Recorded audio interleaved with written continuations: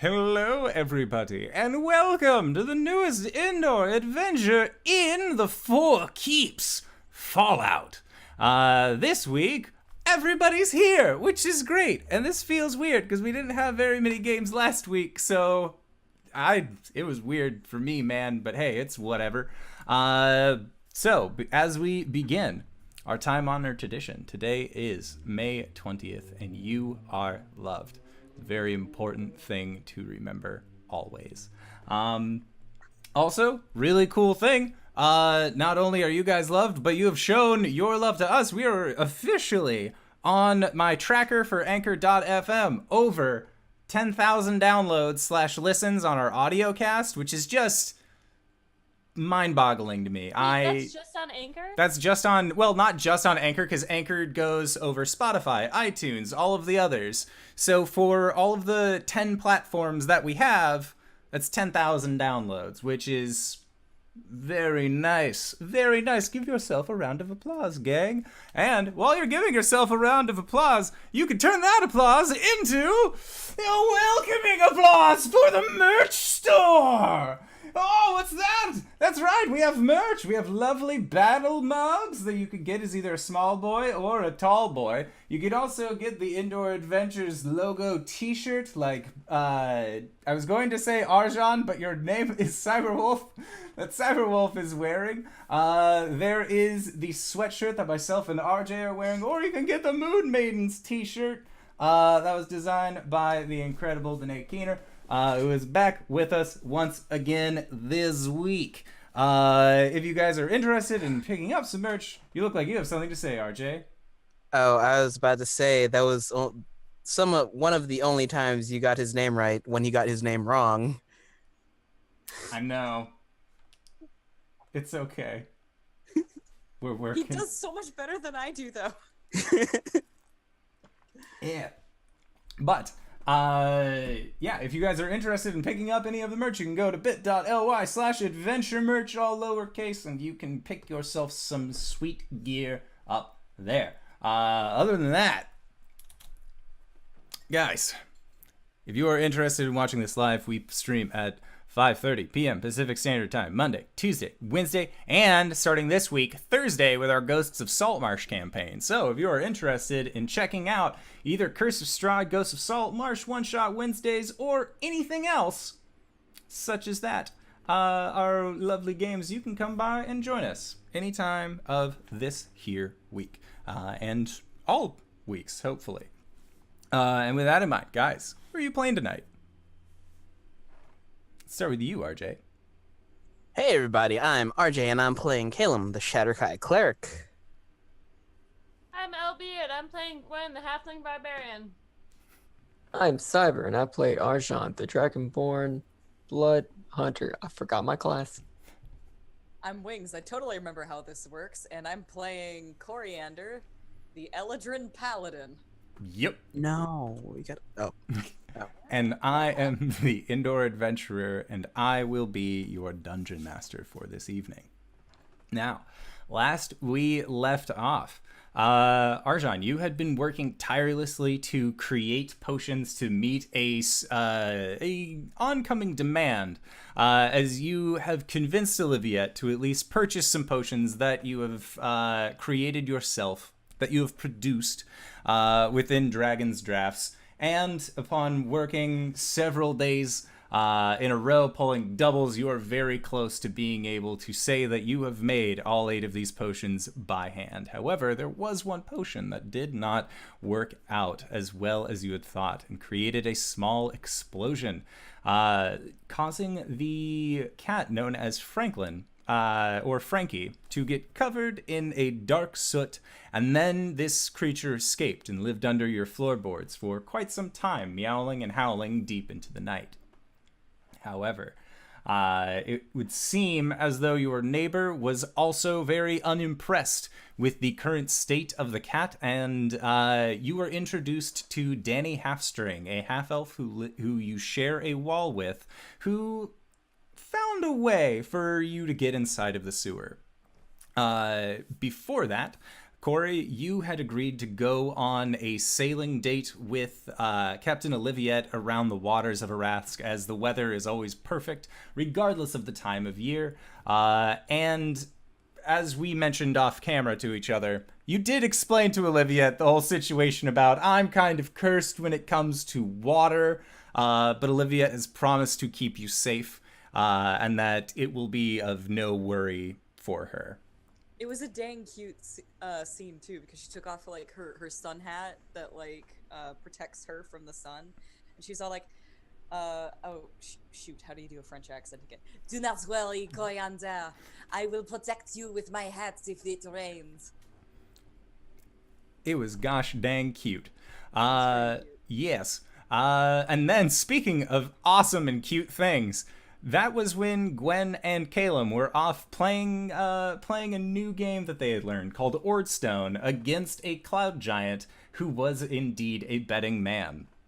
For your final day of work at Things That Make You Say wow, you were able to complete your job even though you weren't successful in your gambling, but you did still manage to leave with an entire giant's toenail, as well as a little bit of toenail for yourself, as part of the job's completion was actually getting that for Arillo. However, 2 days are to be owed to Sirius Marinimbus, as that is what Gwen lost when playing against this giant, as he intends to use her as a piece of jewelry for an upcoming gala. However, they don't know when this gala is going to be, so mustache twirl for me, the DM. But you guys were able to all go into the sewer, except for Coriander, who was off doing her thing. And you found a pair of tieflings fighting against, or not fighting, but in the midst of a deal with what you realized later on to be members of the Keshin Trade Company, who you would assume to be an up-and-up trade organization, as they had a shop above ground in Arasthk, but it would seem as if they were in the middle of some darker dealings with a set of tieflings.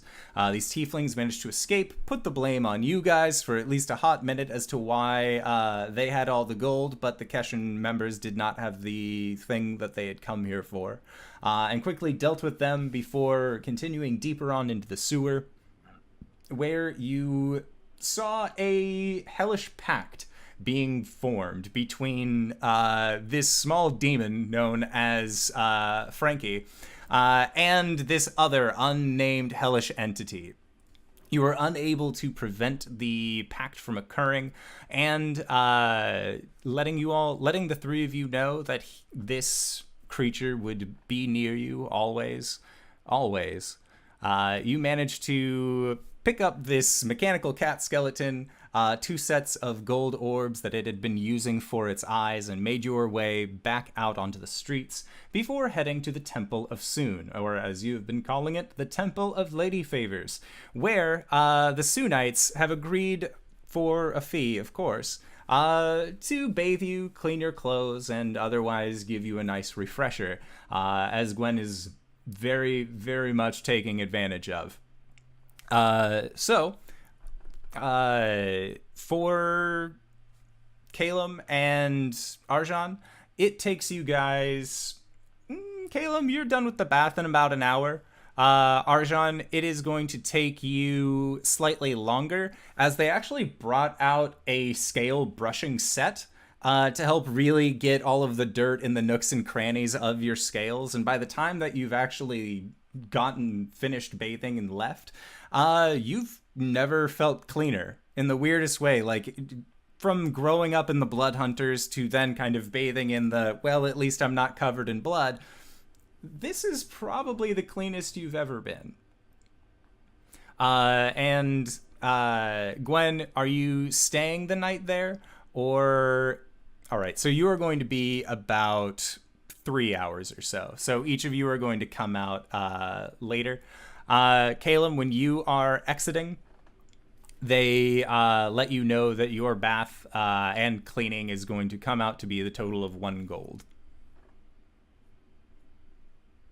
Arjhan, when you are coming out of the bath, they will let you know that yours was going to be 1 gold, 5 silver, as it took a longer period of time.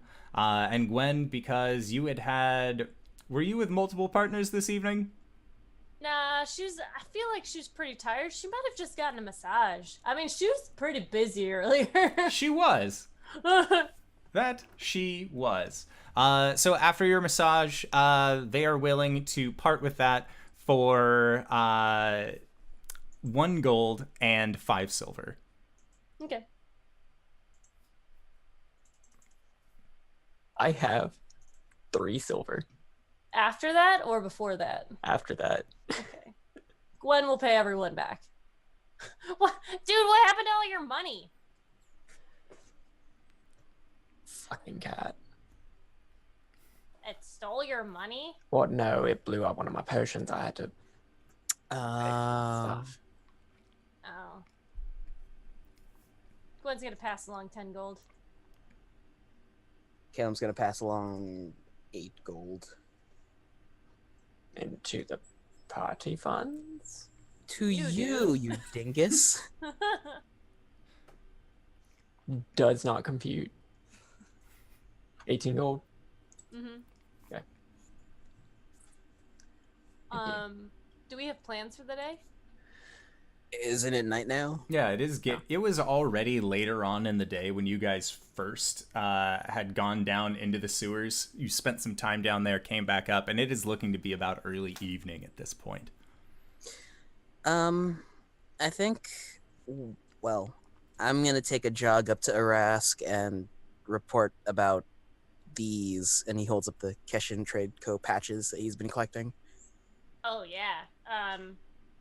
You want company? No, I think I'll just leave it with his doorman. Oh my Okay, God. I'll go with you. Y'all, you both go. Okay. Well, We can have that talk we were putting on hold. what talk? The one about the unicorn. What unicorn? Gwen's gonna jump up and grab his ear Ah! and start walking. All right, so you two are going off to visit Arasthk. Arjhan, are you going back to the potion shop to continue making your... I believe this was your second potion for the day? Or you had finished your second potion? I'd finished my second one. I still have 2 more to make, but I'm gonna tell Danny that we did the thing. We got rid of the cat. Well, we think we've gotten rid of the cat. Yeah, and explain all the very ominous intricacies? intricacies. That's a word. That's a very hard word. That one. About what was going on. And she will just look at you mortified and just... So what you're telling me is that it was a demon? Well, that explains the sound that was coming out of it. It's just all that meowing, but... We should probably keep that best between us. And... Oh yeah, I just wanted to let you know. But Oh, thank you. Exorcisms, that sort of thing. That's Do you do that that's typical. regularly? A lot less in recent years, but yeah, kind of. I'll keep that in mind. And if ever somebody comes to me asking about it, do you mind if I refer them to you? You could. I probably won't be here for much longer. Where are you going, and are you selling the place? I'm sort of just leasing it out to somebody. Ah, smart. Getting it off the ground and then handing it off, serial entrepreneurship. Well, that's fair. I'll be sure to introduce myself to the new neighbor whenever they arrive. Which they'll arrive when? Which what? Which they'll arrive when? At this point, you are looking about 3 days. Okay. Or no, it'd be 4 days at this point. Okay. Yeah, from last you spoke to Makath. So she will, Danny will then just tell you thank you. And do you do you have any other plans for your evening? Or are you just going to be hanging out at the potion shop? I'm just gonna be cleaning and then, yeah, pretty much just hanging out there. While you're hanging out, she'll come by and she'll actually have made you some dinner as kind of thanks for going out and taking care of her issue. It's just it's seared vegetables. They're not grilled or smoked or anything like that, but they just seem to be warm, as well as there is a kind of brownish gravy that's been put over these vegetables that is on top of a bowl of rice. And as you're eating it, it actually tastes very hearty. And she just says, just bring the bowl back when you're done, or I'll probably come back later and see what it's all about. And then she ends up heading out, kind of leaving you to enjoy your meal in peace, not wanting to really bother you when it seems like your day has been going. It's had its ups and downs so far, but you are looking a lot better than the last time that she saw you, so she counts it as a win. Cori, you are currently out on the sea with Oliviette.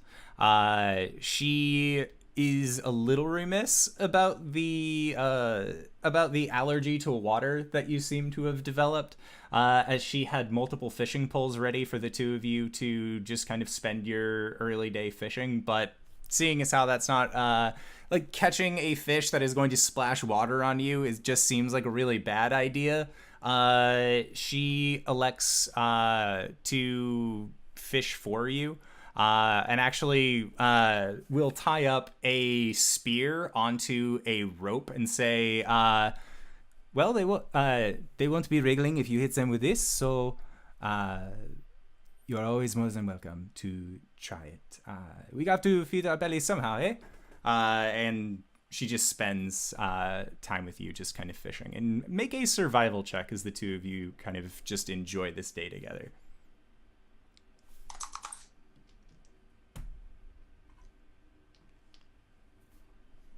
It's not a great roll.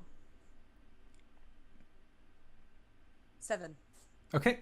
Yeah, so you are trying to go spear fishing most of the day, and she's just trying to just do some line fishing.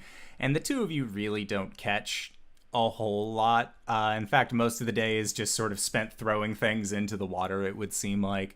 But she's totally fine with it, as she actually had some extras prepared just in case of this kind of event. So you then get a small retinue of people that are kind of serving / waiting on you in the form of the 4 kobolds that Oliviette has on her crew that have all joined you, as well as her first mate, Dalcor, who at this point is just taking up the helmsman position as, I mean, if you guys are enjoying yourself, somebody still needs to steer the ship.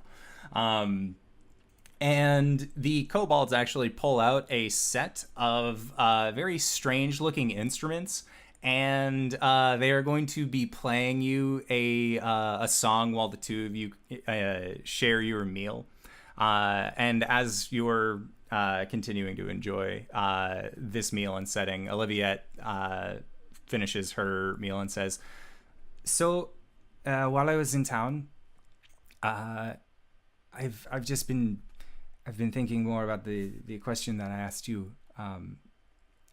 What's it like to be a paladin?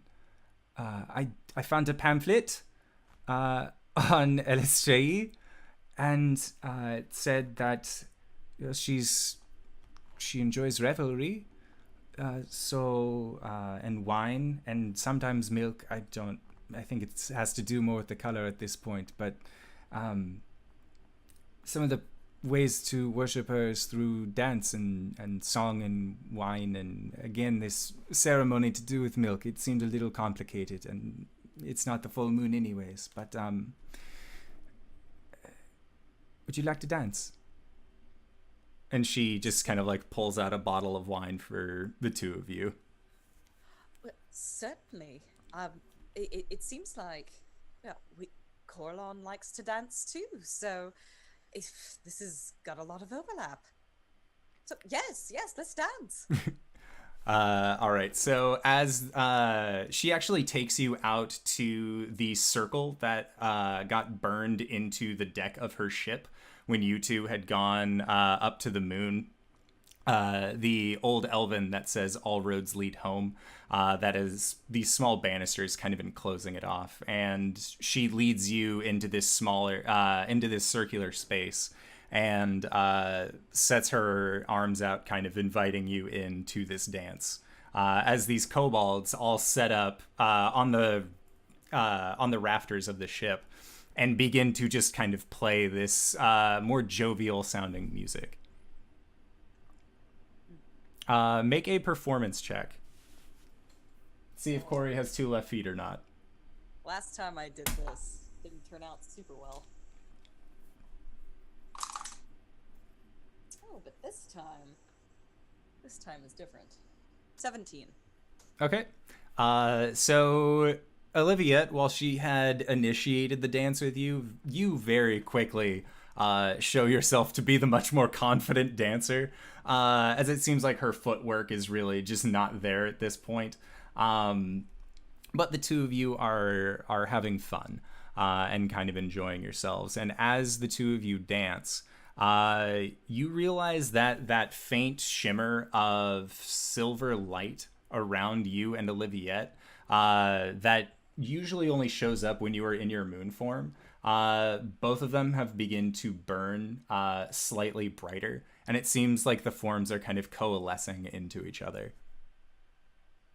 And as you continue to dance, these forms just kind of get larger and larger until they seem to take on a form of their own, and you see that the flames kind of separate themselves from you. And on one side, you can see a flaming outline in this silver of yourself, and this other flaming outline in the symbol or in the shape of Oliviette. And the flaming version of you actually comes up, puts one hand behind their back, puts the other hand up for Oliviette, and Oliviette's flame comes up to you and does the exact same. And it seems like they are asking the two of you to dance with each other's fire. So, like, Coriander dance with Oliviette's fire and Oliviette with Coriander's Yes. fire? Sure, we do that. Okay. Absolutely. And the kobolds are just hooping and hollering. One of them has a small washboard on its front. The other has 2 flutes that looks like it is jammed up its nose in order to be able to play them better than its lack of lizard lips. And one has a tiny accordion that it is just steadily working with, while you see that Malk just has a jug that is just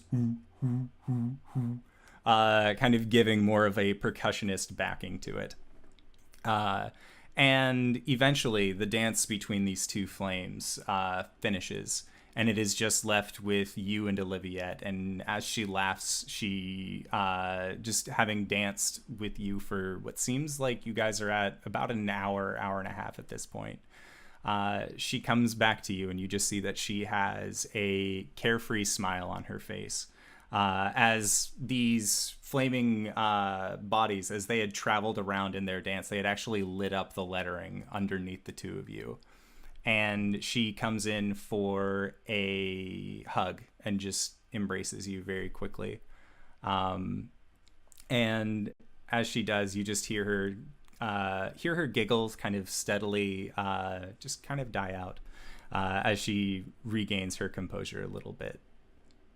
And as the tempo seems to lower on your two's dance, the kobolds begin to play kind of a softer, more steady tune for the two of you to kind of just more like rock back and forth alone out on the sea, which at this point is like, are we just finding our footing because the boat's moving, or like, is this just kind of a very nice embrace? And Oliviette will actually attempt to kiss you at this point. Yeah, Coriander totally goes for it. Excellent. And at that, you hear one of the kobolds start to cheer, and then another one like quickly pats them and just and then they just continue to play. But after this moment has passed, you look up and you see that these kobolds all just have like really big grins on their faces, and they're kind of elbowing each other as they continue to do so.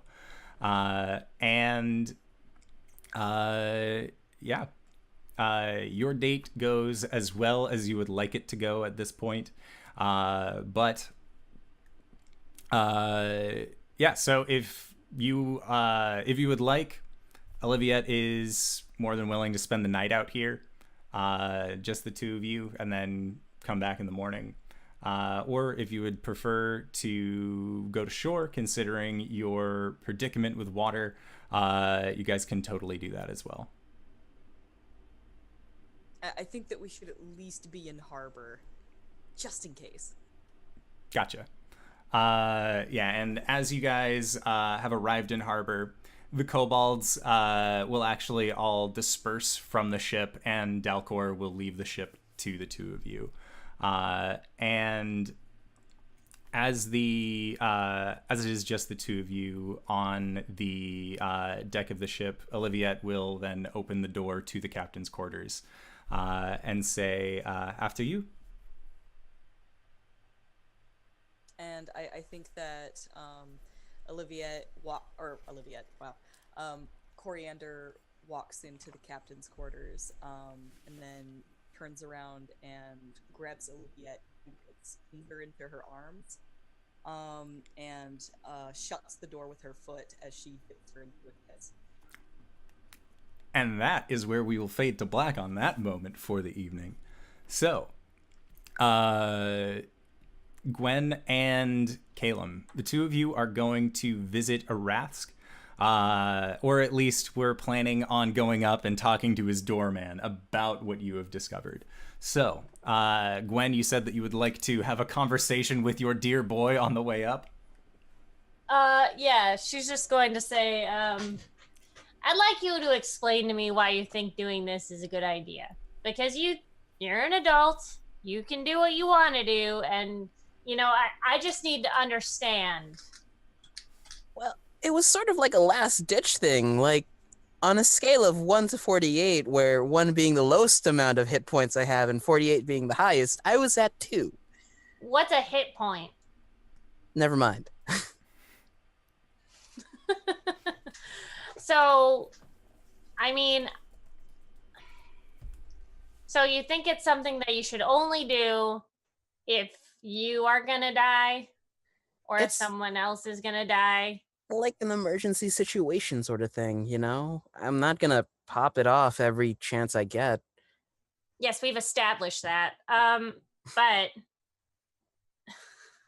I think I just want to make sure you're safe. I mean, there are a lot of things that are going on that we're already dealing with a lot, and I can protect you from a lot of things, but I can't really protect you from yourself.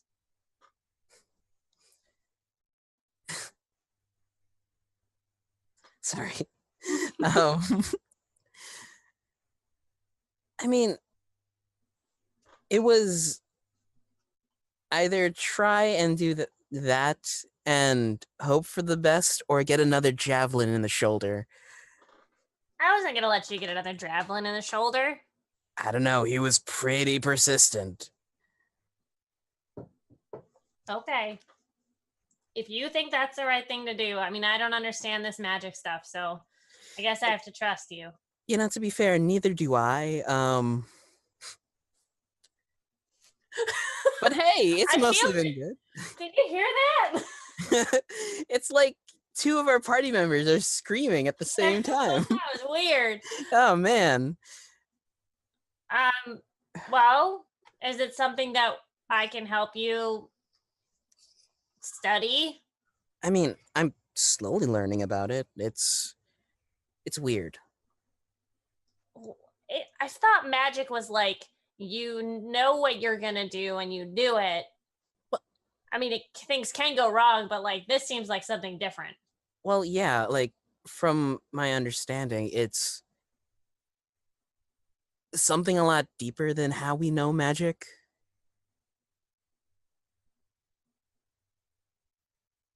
Okay, that makes no sense to me. It's a lot older. It's a lot like, so there's a concept where there's a weave of magic where you draw your power from. Oh, okay. Yeah. And the language that I've learned, you can directly draw from the weave. Okay. Well, where do you normally get your magic from? It's Like more watered down, like downstream? Is it like a stream? I know streams. I can understand that. something like that, yeah. Okay. So like this well is like a mountain lake or like an ocean.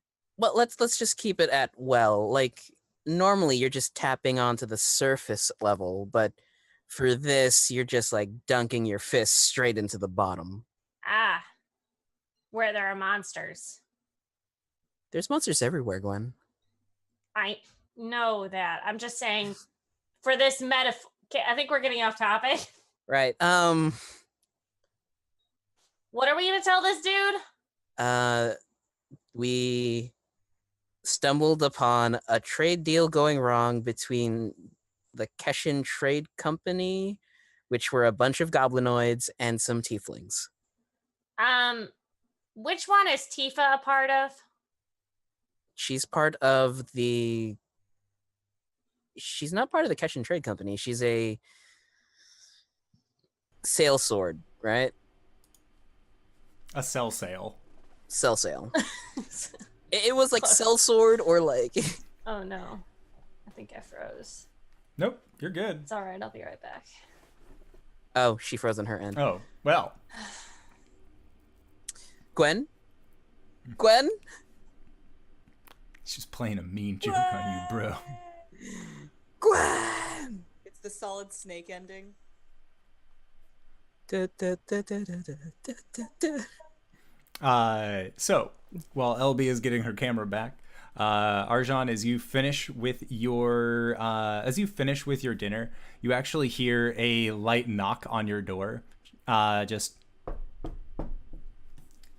all right. I will change the camera soon. I sense a disturbance in the force. Hi! And with the slight knocking at your door, as you go over and open it up, you at the door, at the knocking, you hear, "Hello, is anyone home?" Do I recognize this voice? You do not. At this point. Open the door. And you see before you a tiny, bespectacled gnomish fellow who has white hair and kind of like this monkish ring around the top of his head. And he has ink stains all in front, all along this front vest that he is wearing that seemed like it was very nice, deep brown. You can see he has a small pocket watch that just rests nicely in his small front pocket. And as you open the door, this figure says, "Oh, good heavens!" Sorry. Oh, no, it's entirely my fault. I should have stood farther away from the door. Hello, my name is Tannen. I'm your neighbor across the way at the Compass Rose. Hi, Arjhan. It's nice to meet you, Arjhan. I realize you've been working here for quite a few days now, if I do believe so, and I hadn't introduced myself, and I thought it was terribly rude. So I figured I would come over and say hello. Do you like hard candy? I have some sweets in my pocket if you'd like to have any. Can I, what sort of read am I getting off of this person? Make an insight check.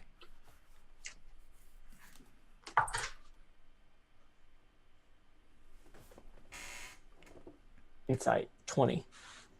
He just seems like he is just addle-brained. Like, it looks like he was in mid-thought conversation with you and then remembered he had candy and would like to offer to share. Then yeah, I'll invite him in and just talk for a little bit. Yeah, and he reaches into his pack and says, "Here you are, thank you." And you see that there are little candies that look like they are wrapped with the depictions of various fruits. One of them looks like it is almost like a watermelon slice, and it is in this kind of like brightly foiled wrapper. Others you see are more of like a dropped style candy that is in a clearish brown colored wrapper. And he says, "You can have whichever you would like, or you can have all of them. I have more back at the Compass Rose." I feel like I've just gotten advice that I should never accept sweets for a gnome from chat, but yeah, I'll just keep talking to him. Yeah, he lets you know that he is a map maker by trade and started his adventures in cartography at a very early age. He has been all along the Illyrian coast and has been into the actual mainland several times to create as he believes to be pseudo-accurate maps. As well as has some maps of the southern isles, the Isles of Alestria, and says, "Should you ever find yourself there, feel free to, if you'd like to stop by beforehand and get the most accurate recounting of the lands that you possibly can, maybe we could work out a neighborhood discount. What is it that you sell here?" I'm trying to get this potion shop started, mostly healing potions. Truth be told, I'm gonna have somebody else actually come in and take it. Noble cause, healing potions are. Most people prefer to go for the more expensive kinds, but the real money is in the healing. Well, that's enough of my 5 cents. Actually, do you? Was it just the Illyrian coast and the Southern Islands, or? Yes. I might have some others lying around. Why? What area are you looking for specifically? The Warring Kingdoms. Oh, good sir. No, any map maker worth his salt knows that mapping out the Warring Kingdoms is a useless and pointless effort. Have you ever tried to map out the boundaries of a country when that country is going to just change 3 months later? I suppose not. It's a fool's task. I'm also not a map maker. If you were looking for just a general outline of the landmass as a whole, maybe I could help you there. But I mean, yeah, that'd be. I'll see what I can do. I've really just been using, colored pieces of wood to keep track of who's in control of where at this point, but the information doesn't get back to me fast enough to ever draw anything accurate. That's unfortunate. But absolutely beautiful to watch from a third-party perspective, but unfortunate for a true loyalist to the art of cartography, such as myself. I'll see what I can do. How long are you planning on staying? A few more days, not very long. I'll look for it tonight, and I'll get back to you tomorrow morning. Arjhan, you said your name was? Yes. It was a pleasure to meet you. And he puts out his hand and shakes yours again, and as he's walking out, you realize that his hand was covered in just the blackest of ink, and as you kind of like bring your hand up and down, you can just feel that there is this inky blackness, especially since you recently got your scales exfoliated and cleansed. It is just the most recent of grime, but at the same time, you can just wipe it on your pant and you're fine. Or you have an apron that is meant for exactly this kind of thing. I do. So moving back to Gwen and Caelum, as you guys were on your way up to the gatekeepers of Arasthk, you can see him now.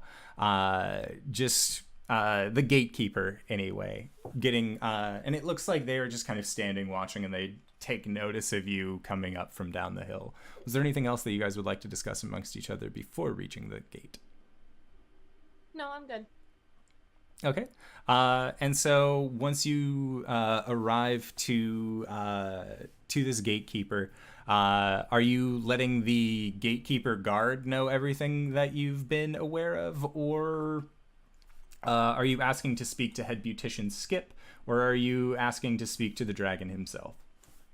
I think the guard, yeah. All right. So you let the guard know. And are you handing him all of these patches as well? Yeah. Need the proof.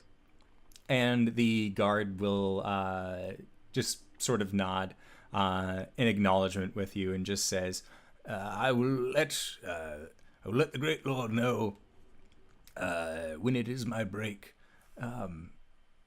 Otherwise, well, nobody else would be guarding here, but thank you.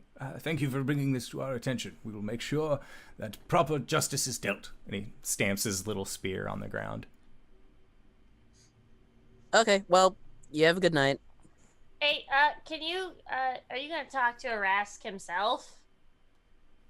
I would bring it to head beautician Skip, and then head beautician Skip would bring it to Arasthk himself. Okay, can you We tell... outside do not, we are not allowed to bask in his bronze greatness. Well, normally he's not very bronze, apparently, but, can you let the beautician dude know to let Arasthk know that Gwen says, hey? And he says, I will do my best, madam, although... And he goes to try and snap his fingers, and he just can't seem to get it, and says, I don't know if I'll have the right effect for it. That's all right. If you just wink, it'll be the same level of... All right, Caelum. Have a good night. You as well. Thank you. Thank you again. These kobolds just sort of wave you off after you had come up and dropped off their things. And then were you guys planning on going back to Dragon's Drafts, or were you going to go anywhere else for the remainder of your evening? Probably pick up dinner to go and then head back to Dragon's Drafts. All right. So that is going to be 4 silver pieces. Let's got it. Okay. So yeah, you guys managed to get your food, no problem, and then make your way back to Dragon's Drafts. And when you do, you can, as you enter in, you see that there is a bowl that looks like it had some food in it at some point that's been just set on the counter near the door of the food that bowl being Danny's from the food that Arjhan was given. And Arjhan, what are you doing at this time? I was going to deliver the bowl. Oh, okay. All right. So yeah, you have delivered the bowl, come back. Did you have any other plans for the evening, or were you planning on finally getting some peace and quiet rest? I was going to pass out. Okay. Yeah. So Arjhan, you go into a deep slumber. Caelum, you and Gwen come back. The lights aren't on in your shop, and you can just hear the gentle snoring of your dragonborn friend from the floor above. Caelum takes a seat on the stoop and then starts opening up his meal. Yeah, we'll eat outside. Gwen will get a little smudge on Caelum's cheek. You got a little extra there. Let me grab that. Thank you. Mm-hmm. That's it. Yeah. All right. So yeah, you guys finish your meals without any real issue, and as you wind down for the evening, Gwen, I'm assuming you are going to be going to sleep, having exhausted yourself physically and mentally for the day. Caelum, did you have what was your plan for the evening? Are you going to meditate, or are you going to sleep? He takes a few. He's gonna meditate, but he's also gonna take a few hours to find some blank spaces in his book and just start writing. Okay. Yeah, your meditation goes completely fine. You can spend time in the library, or you can spend time gazing out in the elemental royal as you have previously. And the three of you, all four of you, wake up the following day without any real issue. As it gets closer to be about 10 a.m., Caelum, you and Gwen both feel the almost migraine tinging in the back of your skull as you know that this is the last day that your Gaius will be in effect. So after you make your way to things that make you say, wow, what other plans did you have for the day? Gwen's gonna speak with Arello. What? Arillo? Arello? Yeah. About the catnap. And see if he knows anything about it. Okay. Because she still has some, and that was something that we wanted to figure out way back. It's still on the table. Yeah. So she's gonna ask him, so I know what it does, but we don't know where it, not exactly where it came from, so I'm wondering if you've seen anything like it. And he looks at it, and he says, so if I drink this, I'm going to fall asleep? Is that what you're getting at? Yeah. It makes you fall asleep for what's it, 20? It's like 10 minutes after you take it, you fall asleep, and then you're asleep for 20 minutes or something like that. It's a nap potion.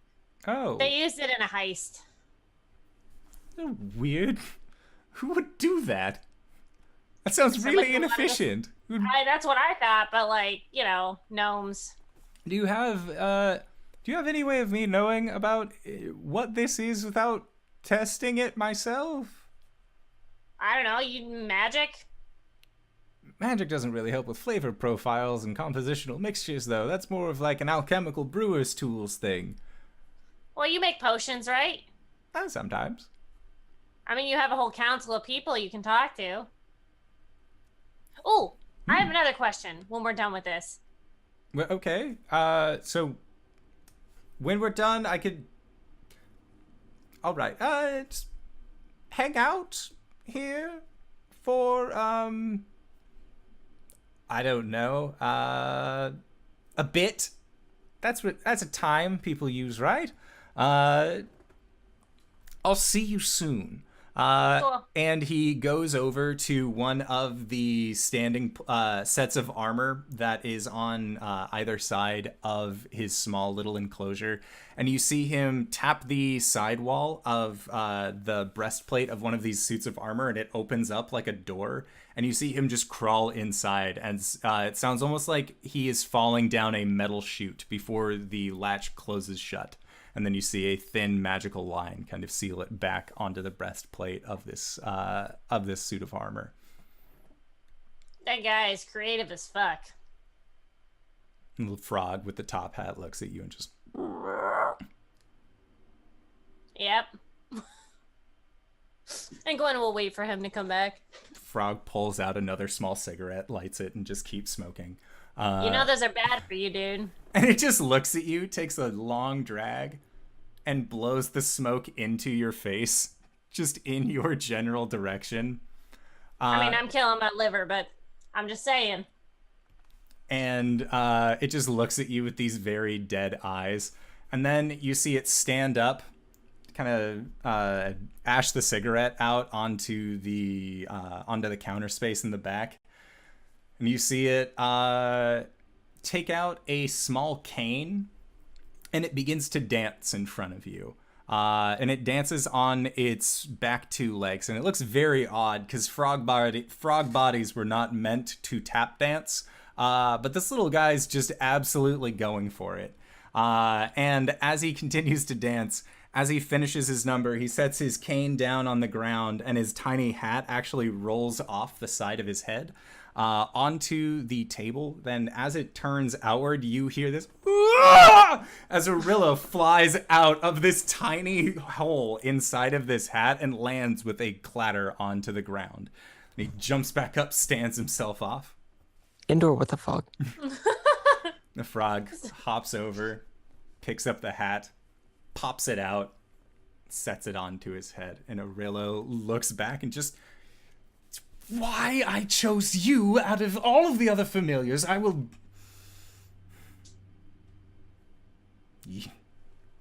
So, Catnap, hints of apricot, which is good, from what I have been told. You were looking for a location? Yeah. Who might have been making it or where it's coming from? Well, as to, who? That's a different story entirely, because there are no markings on this bottle for me to really base that off of. But if you were looking for a good place to start, I would suggest in the fields north of Greenreach. They have a lot of fruit fields there. They have a lot of places and ways that they could make cider. And there was a little bit of like an ashy earthen taste in there. Look, one of the Arillos said it was a smoky flavor, and we had a 15-minute disagreement on what that actually means. So somewhere near Greenreach. I would Alright, we were assume heading is up where. that way, I think, so. Gwen, that area sounds very, very familiar to you. As you are actually originally from the Greenreach area. Sweet. Yeah, that's great. Also, other question, unless there's anything else about this that you guys, would it be you guys or just you? It's easier to just say me. We're Okay. all me, but just different me's, so it's still me. I mean, you all have, yes. Anyways, trips to the Feywild. If I wanted to get there, perhaps.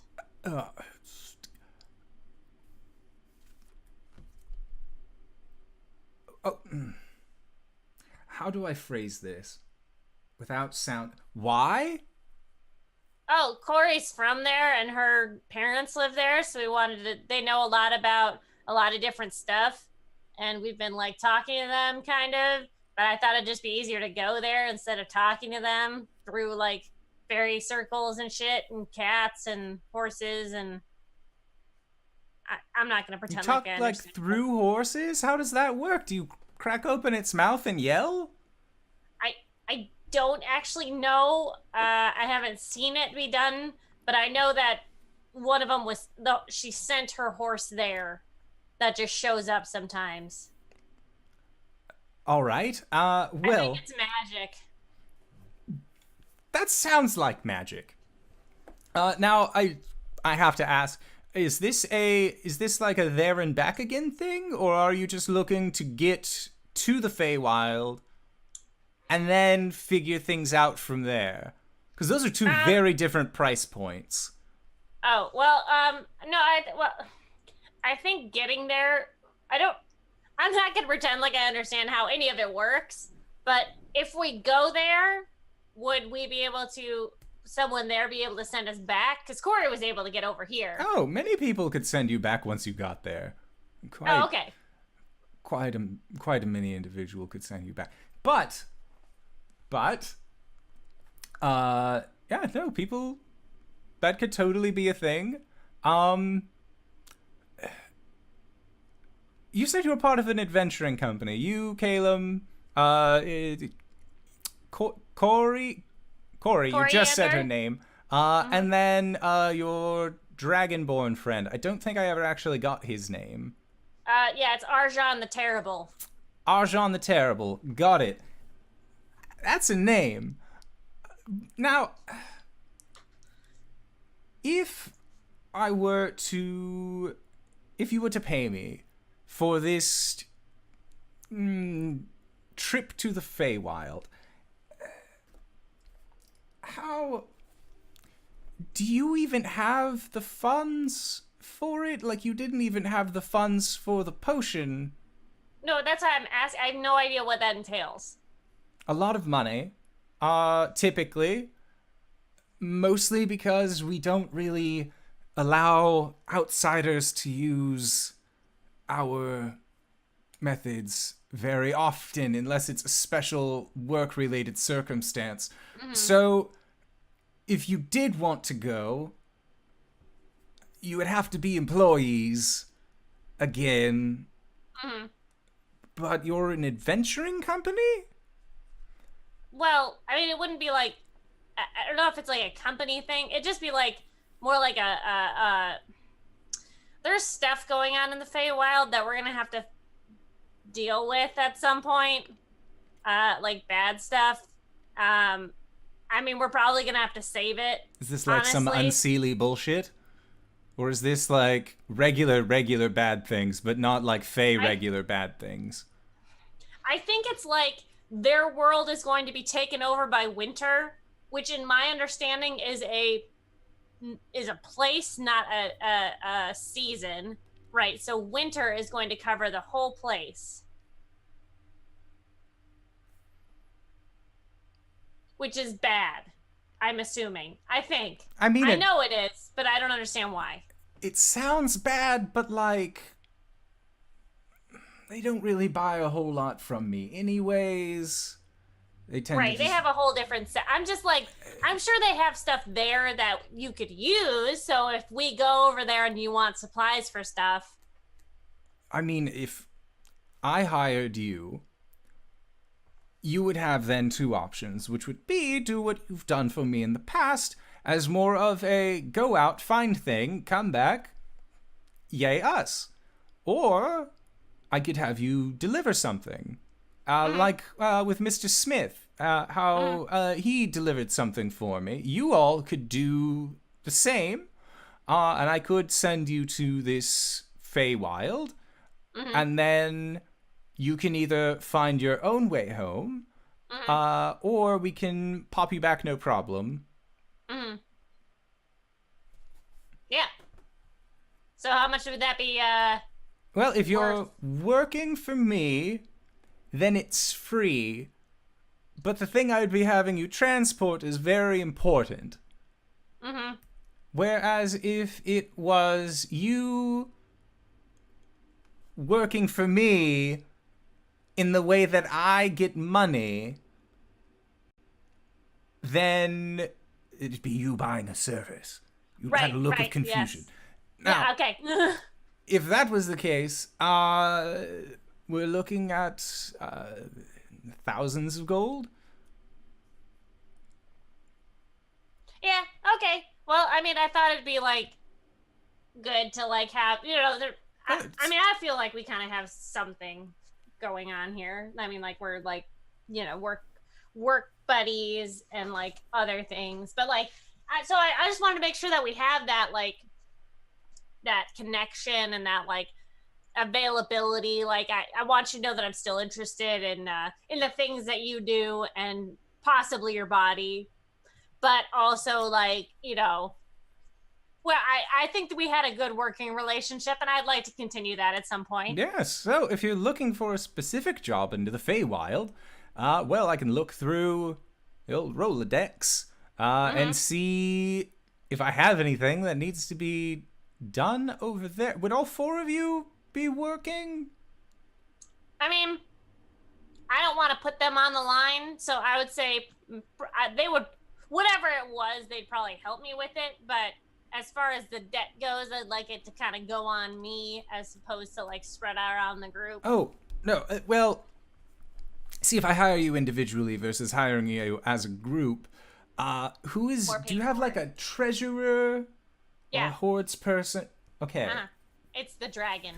Big surprise. Oh, the terrible one. Okay, Yeah. well, the debt would probably fall on his shoulders, if anything, as most people who are the group treasurer often feel the weight of all financial purchases on top of themselves. Right.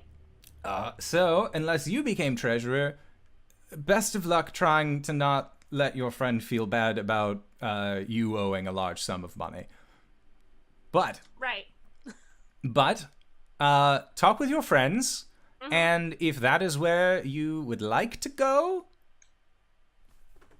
we can make this happen. Okay. Do you need anything from the Goliath if we head out that way? Oh, I would really just like, well, you know, a writ of passage to say, yes, it's okay to open up your store here. Because they've been Right. really not the best about it in the past. Yeah. But you, I mean, you seem like you're cool with them. You speak giant. You spoke giant to, like, the cloud giant people. Yeah. So... I am an honorary Goliath member. Oh, honorary. Look. I have a spirit guardian that's from their tribe, so it's like, I'm basically a Goliath without actually being a Goliath. You have the tenacity of one, and there are 3 other Orillos back there who are still sore that can completely agree with this story. Anyways. You did a number on us, and it was awesome and gross and great at the same time. Thank I'm you. here to please. Except for right now, because I'm leaving. So I hope you have a great day. And, yeah, just look through your thing and let me know if we'll stop back before we leave. And, we'll see what's up. Sounds good to me. And feel free to come back. After all, our magic items aren't the only things that make you say wow. And he gives you a wink as you exit out of his tent. Hey, she'll bail. Was Caelum there the whole time? No, he left to go walk Cybra. Okay. Yeah, and... Gwen will go back to the house. Okay. Yeah, so Cori, how long were you planning on staying with Oliviette into the next day? You were muted. If she's not careful, if she leaves, then they'll like go into the sewers and fight a demon cat or something. Yeah. Well, how could that ever happen? She needs to get back before they wind up murdering a bunch of people from like an unrelated guild of some sort. Sounds good. So yeah, as you are making your way back to Dragon's Drafts, that is when you see Caelum is currently out walking Cybra. Hello, Caelum. Hi, Cori. Cori will bound over and give Cybra the scritches. She loves it. Yes. Cybra loves the scritchies. So, did I miss anything? No, you did not. Make an insight check. Caelum, make a deception check. Do you like how I was just gonna let him have it? 5. 0. Oh. What? I have a -1 in charisma. I was just gonna let you have it. Ugh. Okay, now You act can- it out again, but as a 0 deception check. Go. I think it was pretty on par the I think first he time. did. Cori, you know that Caelum isn't telling you everything, but like, you don't have to call him out on it if you don't want to. I don't think I will, but I will give him an eye. Like, yeah, I don't buy that.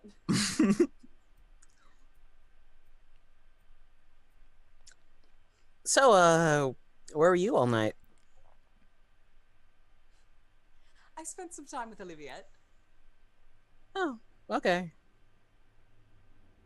Speaking of which, I was talking to her about the thing.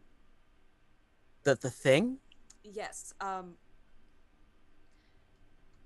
Caelum, I feel like I haven't really been very fair to you in that I keep on comparing you to Cypress and saying how much you remind me of him, and it's...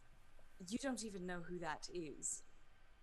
And I was going to trance with Oliviette and show her. But I think that you should be there too. Oh, okay. If you think that I should see, sure. She nods. I get the feeling that we're not going to be here much longer, and I won't see her again for a while. So it's going to be soon. Aren't we taking the boat back with her? I'd rather do it with our feet firmly planted on the shore. Fair. Yeah, okay.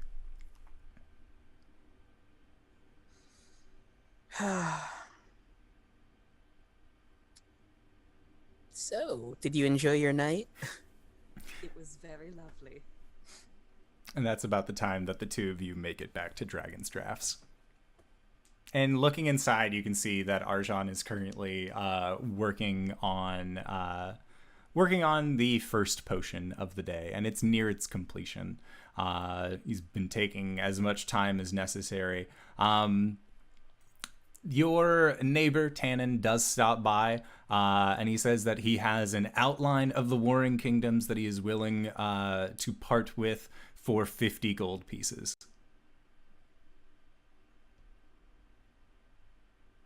Oh. Sorry, I really don't have that much. I didn't realize it was going to be that much of a hassle. Yes, well, for you. It takes a lot longer to make maps than it used to, and I haven't made one of these in quite some time. However, if you're still looking for a map at some point in either the future or, the future, really, you're more than welcome to stop by. I'll have it set aside for you. I haven't had anyone ask about a map to the Warring Kingdoms or the Warring Nations in quite some time. So thank you. Won't be too hard. My apologies. No, I'm sorry. I didn't realize how rare they were. Not rare. It's difficult to come by this far north. Perhaps if you were closer to Shroudport, you might find somebody making maps easier. It's closer to the whole area, but I'm afraid this old gnome isn't going to be your best bet for that one. All right. And then, yeah, I'm just still working on the potion. Okay. Yeah, and he'll be exiting the building around the time that Cori and Caelum are showing back up. And this gnome figure says, "Good day to the two of you. You make a lovely couple." And then just continues about his way across the street to a building that has a compass hanging outside the front that says the Compass Rose. Caelum's face is a little flush. Same for Cori.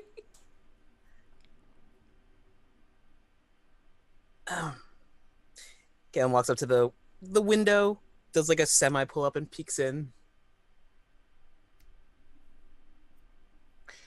Vomiting into a thing of acid. Slowly lowers himself back down.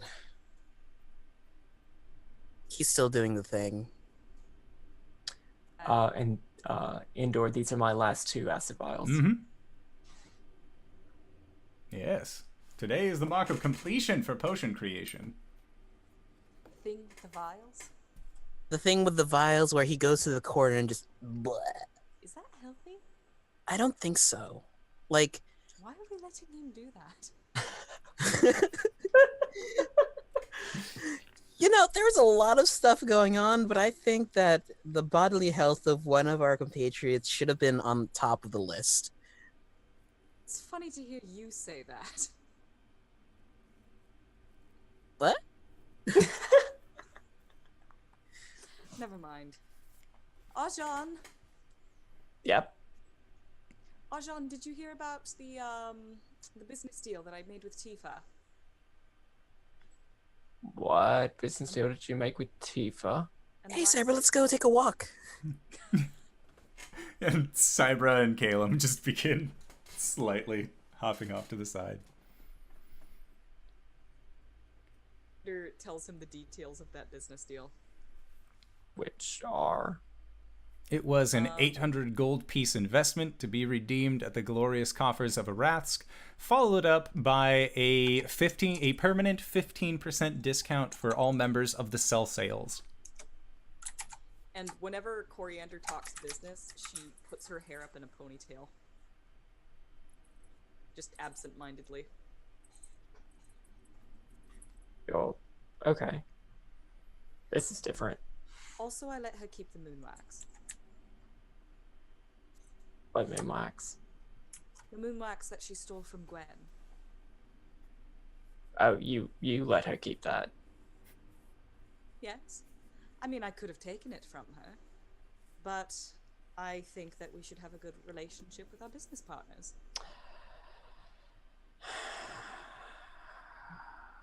By the way, she can't hold it at all. It's really a detriment to her. That makes me feel a little bit better, but Gwen still might be, You haven't told Gwen, have you? No? You're not going to tell Gwen, are you? I mean, if it comes up, then yes. Okay. 15% So discount let is us feel it. a 15% discount. It's going to be a little bit hard to do with the math, but we can make it work. The 800 gold is definitely going to help the next owner who won't come in for a few more days. Thank you for doing this, by the way. Coriander shrugs. I just thought, what would my mother do? And I tried to do that. Is it working? It's well working.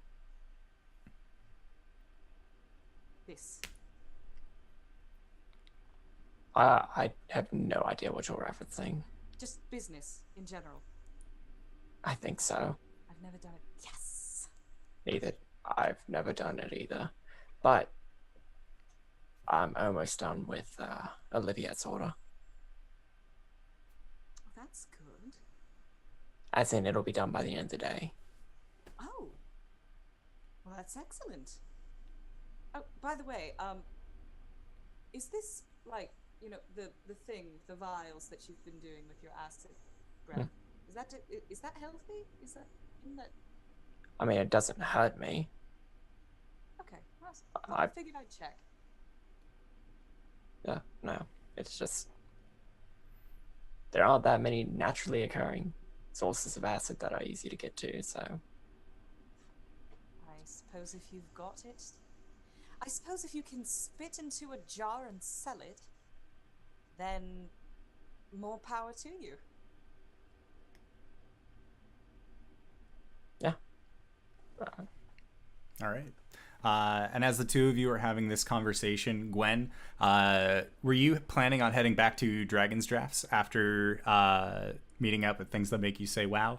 So as you are on your way down towards Dragon's Drafts, you see that Caelum is currently out walking Cybra, just making sure that she stretches her leggies. But he has like this kind of like wide-eyed look, kind of glancing back more towards Dragon's Drafts in a very pensive sort of way. You alright, buddy? Yeah, Cori and Blake are talking. Well, Cori and Arjhan are talking business. Oh, that's gotta be boring. Yeah, I think I'm gonna go for a jog. And he like pats Cyber on the side and starts. Wait. What? This is a perfect chance to practice. And Gwen's gonna like walk up to Cybra and like pat her side a little bit so she like sits down. Okay, make an animal handling check. Try to get on her back. Oh yeah, didn't we get a saddle for Cybra or? We practiced something like this. That's a 19. All right, so yeah, you do a couple gentle pats, and she just puts her rump down.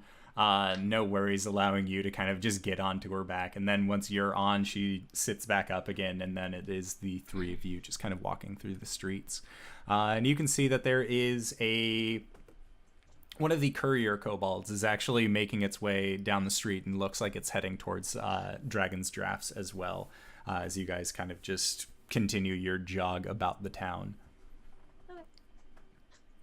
All right. And then over at Dragon's Drafts, eventually, Cori, as you and Blake, or you and Arjhan are talking about the health benefits of vomiting into vials every short rest.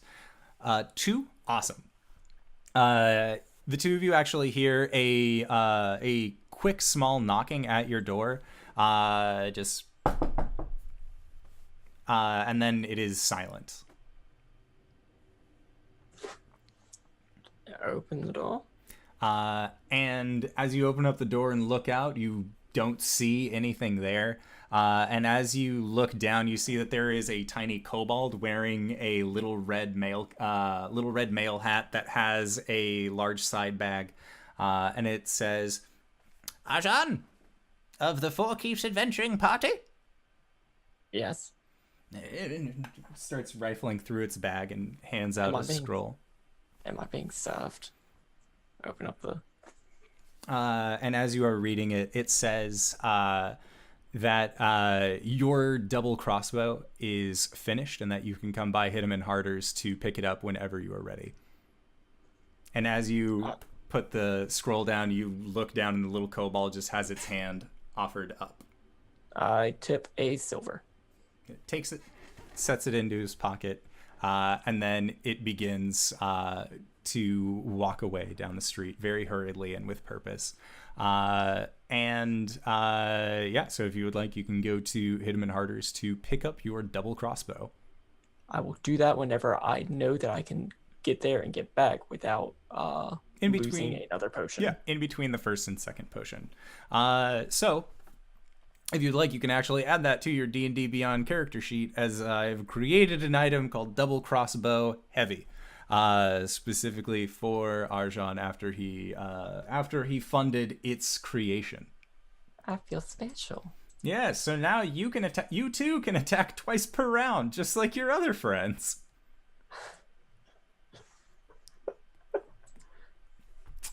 It's choice. That is what that is. So, yes. So you managed to go and pick up the crossbow, and as while you're there, they have you test it out to make sure that everything is in working order. And it is stylized like a regular crossbow, but then there seems to be a separate lowered chamber onto it that has a smaller crossbow attached to it. With a crank mechanism on its side where it can either, with a small flick of a clasp, you can either crank back and pull back to load both crossbow chambers at once, or if you want to do it singularly, you can with these little flips. And with the way that the crossbow works, if you shoot at 2 different targets, it is going to be 2 regular attacks without issue. But if you fire twice at the same target, because they, as you grasp the firing mechanism, it will fire both of them at once. The second shot will be made at a slight penalty. Which will still be a +6 to hit, so I'll seems take it. +6 versus a +8 seems overall worthwhile. But yeah, so you managed to pick up your double crossbow, having already paid them up front. And a shit ton of bolts. Yes. So I believe bolts are... I One think gold I for already, 20. I think I already paid for 100. Yeah. No, so you would definitely have those then. No issue. So yeah, you got your bolts. And then you also have the receipt to stop by the glorious coffers of Arasthk, and either open up an account at the glorious coffers for you to deposit this newly gained 800 gold pieces from Tifa into, or you can keep it on your person or in your shop. What would you like to do with it? Can I just move it to a new account specifically for Dragon's Drafts? Okay. Yeah, so you can move it over into the Dragon's Drafts account. No problem. There is an account opening fee of 5 gold pieces, but with the 800 you just received, that's really no issue. So yeah, you guys now have opened a bank account. You have picked up a double crossbow, and heading back to Dragon's Drafts, you are able to start work on your second potion. Caelum, were you and Gwen finished up with your jog and then making your way back to Dragon's Drafts, or did you have anything else that you would like to do? No, just a light jog and then back. All right, so the 4 of you will reconvene at Dragon's Drafts when we come back from our break. So I would like to say thank you to all of you wonderful people for sticking by. Thank you to Table 1 SG for the follow. It happened earlier on, but I really do appreciate it. And thank you, Greybeard, for the returning subscription. You are a swell guy and a great friend. But we are going to try and be back in 5 to 10 minutes, so don't go no place unless it is to grab a food, grab a drink, grab a friend, or possibly go to bit.ly/adventure merch and pick yourself up a nice hoodie, t-shirt, mug, and then, hey, if we don't get back in time and you're looking for other stuff to do, consider giving us a good rating on any of the audiocast apps that you listen to us on, because that'll help the algorithm tell people that we're good rather than us being like, we do a good job every week. So let your computer do all of the work for you. But with that, we'll see you guys shortly. So don't go no place. All right, everybody. Bye-bye. Hello, everybody. And Did you know that Albert Einstein sported his mustache for over 50 years? he squirted his mustache? He sported a mustache! Oh! The second time it sounded like you said snorted a mustache, but then I realized you meant sported, so we found our way there. God damn it. For you audiocast listeners, not only did we get a mustache fact, but LB put up it looked like one of those like organic Cheetos, like the big puffy ones to use as a mustache in a trying. Did you know that a man touches his mustache over 780 times a day? Yeah, What? I totally That can't believe be that. true. No, I as believe a it. man who has never had a mustache. Mustachiously. Dash facts! Hashtag stash facts. God damn it. All right, so you have all reconvened at Dragon's Drafts. It is about midday. Arjhan is going to begin his second potion of the day and the last potion that he will probably be making on this isle. Do you guys have any other plans for the rest of the day, or are you going to be going into the evening? Gwen will inform the others about her conversation about traveling to the Feywild. Oh, I mean, consulting work, yeah, that works. That tracks for us. Mm-hmm. So, if we wanted to go there, I don't really know how it all works. It's not like getting on a boat. It's like magic portal shit, but, I mean, we did it. We went to the plane of fire, and that was fine, so... He can just do that? Mm-hmm. Yeah. We went to the plane of fire, the plane of smoke. And another place. Sigil. Uh-huh. How? It's like a lottery machine that he just goes, cha-ching! I don't know if that's a sanctioned method of travel. I don't think that it's on this plane of existence.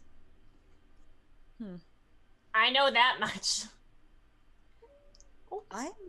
I'm not ready to go back to the Feywild. Oh, okay. Well, I just thought, you guys have been talking to your mom and dad a lot. Thought it might just be easier to go there. I miss them and everything, and it's very nice to be able to talk to them again. It's just I can't go back. Not until I've got a way to fix things. Are we any closer to that? Maybe. Maybe. Well, I mean, every day that we're not spending lots of downtime, we're fighting things, getting better at being wizards, clerics, barbarians, whatever the fuck class I am, because I keep forgetting. I believe it was a blood hunter. That's right. No, I don't want to be that anymore. Are we So- leaving this island soon? As soon as Makarth's contact gets here and I get them onboarded, then yes, we can leave. And then where are we going?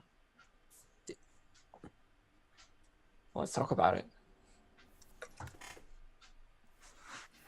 Let's talk about that. Arjhan's nose immediately just pours out some blood. Do you need me to help you write some SOPs for potion making, or? I was sort of already following that. Okay. Um, God, it feels like I'm at work again.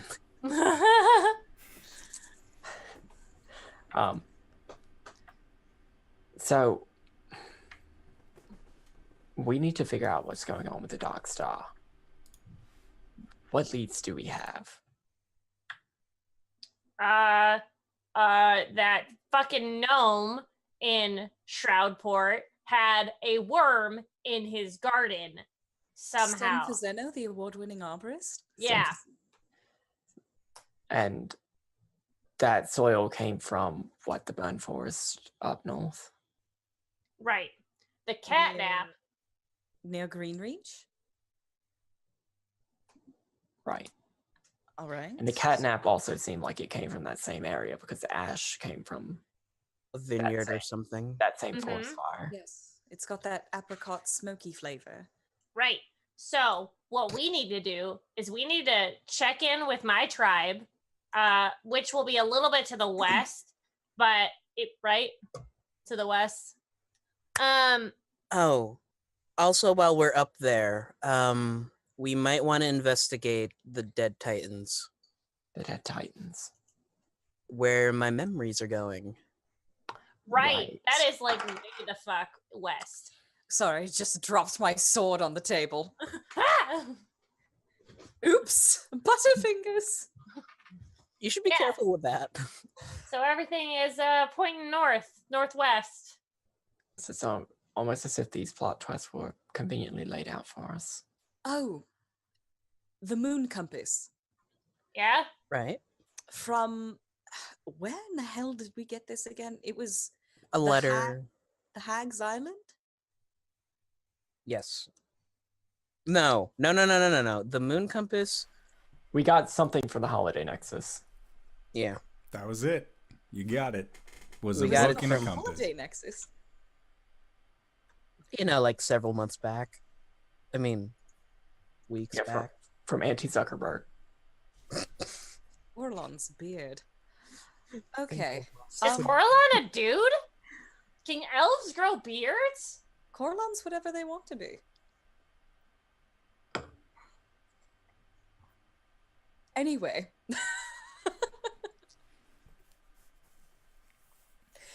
It's kind of a joke. We don't normally have beards. Whatever. Okay. I can get my father on the moon compass business if you all are up for it. Now that I know that Ampleforth will take it to him without any shenanigans. Minimal shenanigans. A few shenanigans. What? Does the moon work the same? He could figure something out. He's smart. I mean, okay. Okay, yeah. I Yeah, mean, if what you- would you do if the moon didn't work the same? I would just, see if we could follow it and see where it went. That's right, Cybro. But isn't the moon like on this plane of existence? It's not on a different plane of existence? The moon is a different. Actually, I don't know. He can figure something out. My intelligence score is entirely too small. Well, I've we just already know learned of that 2 it's- moon gods, so Yeah. I know that it's not attached to the sky like I thought it was, but it's definitely like here. I didn't see it on the plane of fire, but it was very smoky. We were I can in a see it crypt from the Feywild. under the. Can't I? Can Coriandra see the moon from the Feywild? So you would know that the moon, it kind of hangs heavier in the sky in the fall isles, and then in the winter isle, that is much more where the moon is apparent. There is no day cycle. It is either in the spring and summer courts, the sun is higher, and then in those islands, and then on the fall and winter islands, that is where the moon is more prevalent. It's a shame that I'm not moon powered, because that would be a real boon now, wouldn't it? A moon boon. Maboon. Maboon. A boomstick. We can see the moon in the Feywild. I'm sure my father will be able to figure something out. Who has the moon compass? Caelum goes into his bag. Or I thought I had it. You have it. Gwen Huh. just raises her hand and then she puts it down. So ruffles around, breaks it out, takes it out, not breaks it. Ah! Yeet! Sorry. Solve that problem. Yeah. So what does the moon compass look like again? So the design of this moon compass was that there was it was like 2 compasses stacked on top of each other, where one had a needle that was often pointing in a direction that most certainly was not north. And the compass side on the bottom was actually a more of like a watch face, where it was keeping track of whatever stage of the moon you guys were currently in. And it looks like you have about a day until it reaches the new moon phase, where you know that there is going to be no moon in the sky. Ominous. Okay. Well, I am going to hold on. Could I have summoned Ampleforth in anticipation of this? Sure. You guys meeting? have all day to do things, so like even if you didn't, you could take a 10 and then just summon Ampleforth, no problem. All right, I'm going to summon Ampleforth just into the building, and load him up with my letter and the moon compass, and such, and send him off to Papa. And as he is sent off, you just see him walk up the stairs. And as he continues to kind of trot up the stairs, you just hear his cloven hooves sound farther and farther and farther away till he is no longer there. Before he leaves, I kiss him on the nose. He loves it. Good. Because I do too. All right. So Ampleforth is sent off. What else do we need to talk about? Is there anything else that we should bring before the keeps? I motion to discuss a missing member last night and their whereabouts and what exactly they were doing. Denied. Anything else we should talk about? I motion for lunch. Sustained. What does that mean? We're doing it. Okay. Oh, okay. I'm getting very good at this. You need something to hit. Coriander Yeah, raises a anything to hit. fist and looks at Gwen. No. Like hit the wall or something, you know, like we're done. Oh. Okay. Coriander punches the wall. We're done. Ah, Uh, And you just hear coming from the other side of the wall, "Can you keep it down?" sorry, Ooh, that's Danny. right. We need to talk to that guy. He's got some nice thing. Ooh, Cori! Hmm? We fought a demon cat Why? because it was under the house and it was making a pact with a devil and there Oh, were tieflings. Oh dear. Well, that sounds like a lot of infernal shit that I missed out on. Yeah. So we went down because the cat was meowling. Caelum and- slowly leaving. I think it was more. What with a unicorn? Oh, and then God. Caelum summoned a unicorn, and he did some crazy magic shit that he wasn't supposed to do, but he thought it was dire, so he did it anyways. But it's fine.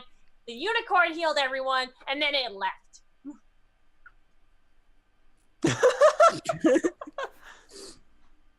I can't believe I missed a unicorn. It was terrible. It was smelly, and it was a real jackass. Right, Yes. Caelum? He's not there. Caleb fucking left as soon as you He guys started bounced. talking. As Hey, soon what as- is that? And then Arjhan, what did you wanted to do while they were talking? Or were you just listening in as well? I was just listening. Okay. Yeah, so do you let Cori know about the Keshin Trade Co. swatches as well?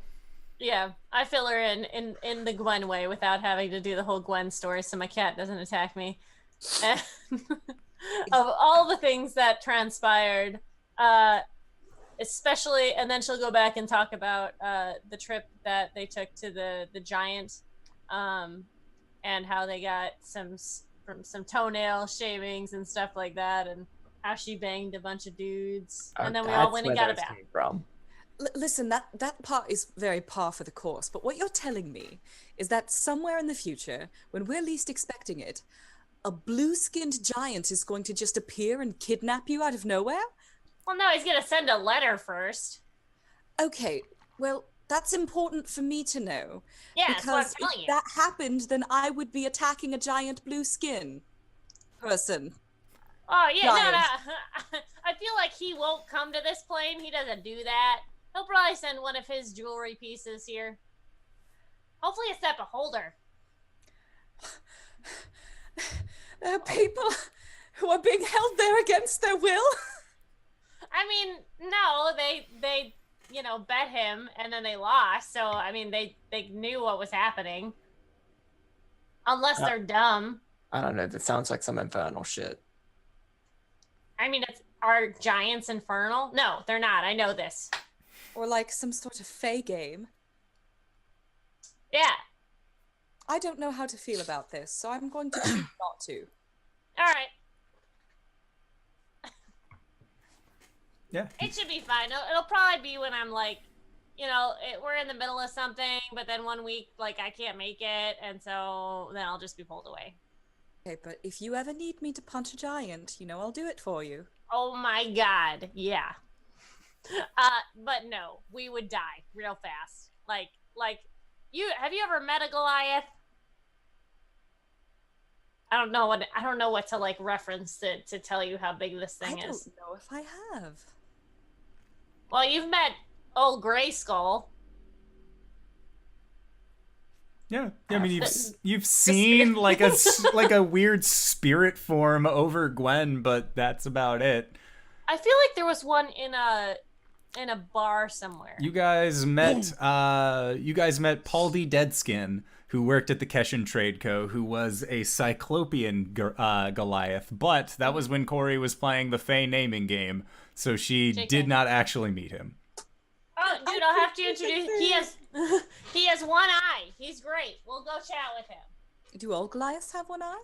No, Oh, he had an eye patch. no.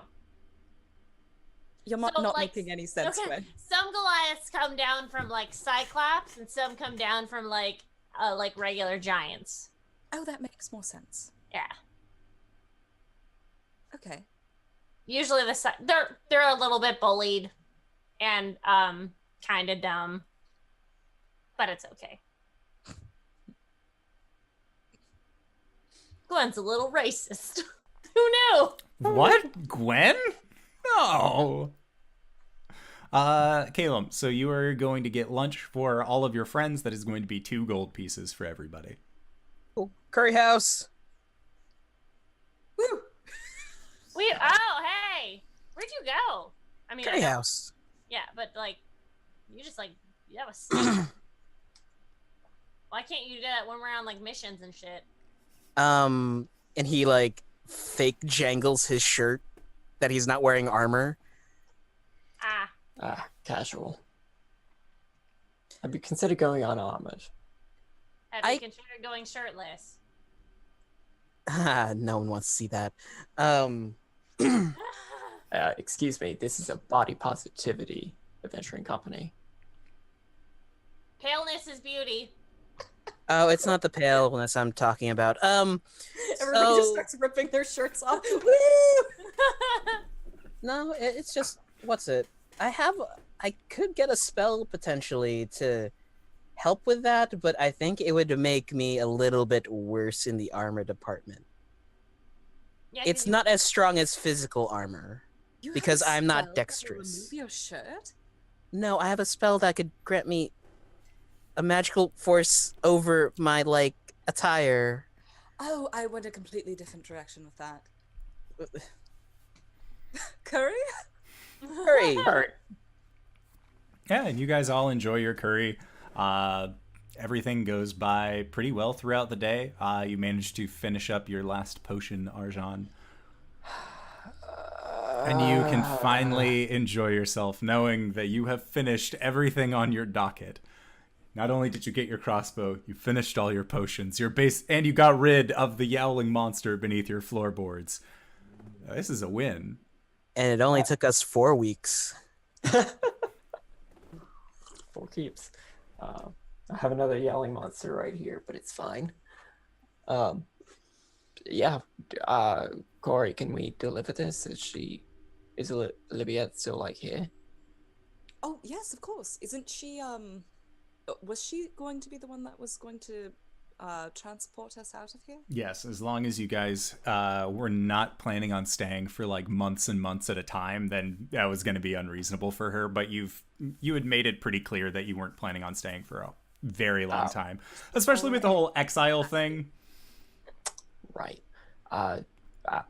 Should we deliver this now as a good faith thing?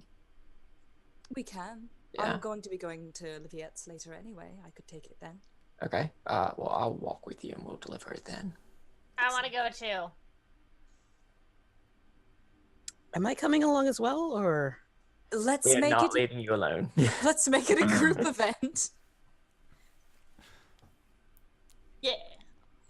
So later that evening. Yeah. Later that evening. Doodle-doo.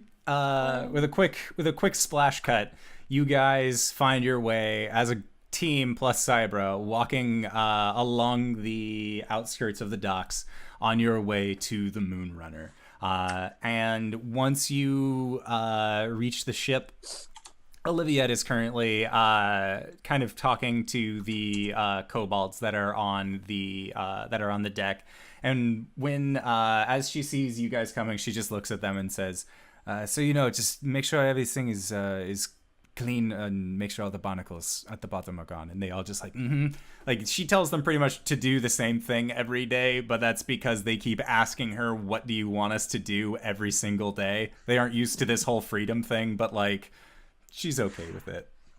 And as these 4 winged kobolds fly away, she stands and kind of rights herself, straightens up her jacket a little bit, and just says, the 4 keeps. Come aboard. What's up? Ahoy, Oliviette. Ahoy to you as well, Caelum.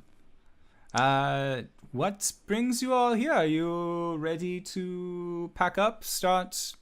We're not quite ready. I still need to get somebody onboarded into the shop, but you did make an order. I did. Do you have the order ready?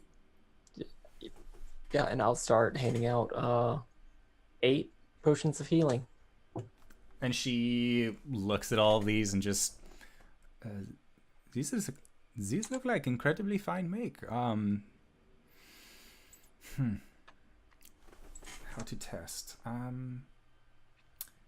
She pulls a dagger off the side hip of her belt and just slashes her hand across the palm. And you see her takes one of the healing potions and just drinks it, looking at the fresh wound that's on her hand as it continues to bleed. And as she finishes the potion, she watches as the slashed skin on her hand just steadily stitches back together. And there doesn't seem to be any scars or anything like that. And she flexes her hand a few times and says, it's good. Can eventually, I'm sure you'll learn to make even more potent ones, but for just starting a shop, this is good. This is very good work. Well, thank you. I don't want to say I told you so, but and she says, how much is it going to be for... Typically, each of them is would sell around 50 gold pieces. For 8 of them, that would be about 400 gold pieces. But because you are a friend of ours, and this was a bulk order, with a 20% discount, this would be 40 per, so 320 gold pieces total. And she looks at the lot of you and says, all right, and of course, always make sure to tip your artists. And then she signs a chit sheet and says, you can take this to the glorious coffers of Arasthk, and you will get your money no problem. And you see that on the receipt it says 350 for gold pieces. Well, thank you. Thank you. I look forward to doing business with whoever you decide to post up in your shop. I at least plan to frequent it, so when you next check your coffers, hopefully some of my money will be in there as well. Cori, does she know? know about what? Never mind. Of course. It's well, is there anything I can do for you all? You're more than welcome to stay for dinner. We are cooking what we caught in the harbor earlier today. And if you have any plans later this evening, you're always more than welcome to mill about, I suppose. I think I need to save the shop in case the person swings by, and get these finances settled out. But I appreciate the invitation. Of course. Well, enjoy the rest of your day. And again, it's great work. Thank you. And then I will leave. Okay. Gwen would like to look and see what their body posture's like towards each other. Oliviette and Cori. Make an insight check. Okay. I should use my new dice.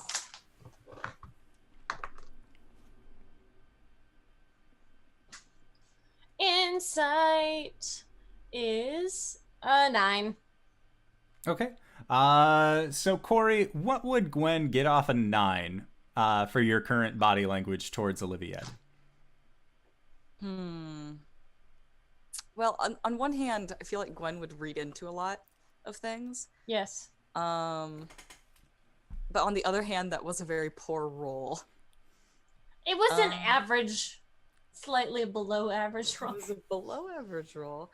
I'm gonna say that you'll notice that Coriander had, like, nowadays she'll put her hair up whenever she's talking business, and this is very much a business meeting, and her hair is down. Wank. Cool. Got it. All right. Yeah, Gwen will be. All right, you two have fun, and she's gonna go off the ship. Okay. Are you going to be leaving with Arjhan, or are you going to be just kind of going like after he has already left and you just kind of idle? Then cool, see ya. She will slightly idle and then catch up to Arjhan. Okay. And then she'll grab Caelum unless he resists. I imagine Caelum's just about to leave, and Coriander will grab him. Oh. All right. Oliviette, are you ready? It's just let me eat some food first. Let's have some dinner, and then yeah, we can do this. Certainly. All right. So the three of them are going to be enjoying a nice meal, some finer wine. Arjhan, you are going, I'm guessing, to get your monies after a successful order. And then Gwen, you're kind of just follow along with Arjhan to the glorious coffers and then back to the store. Is there anything that the two of you would like to do for the evening? Gwen will just make it known that she's ready to go. She's bored and. How many days until I can expect that person? At this point, you would assume 3 days. Okay. 3 days. Yeah. Fuck, I might just go do some jobs for what's his face. Just cause. Nothing happens here. There's no bar fights. No nonsense. I can only get laid so much. I agree. I'm sorry, I didn't realize that I would be keeping everybody here this long. I mean, it is what it is. It's fine. It's just, I like to be out there doing. I'm a doer. You know what I mean? I like to do the do. I don't think we can legally say that. The spelling is key. Okay.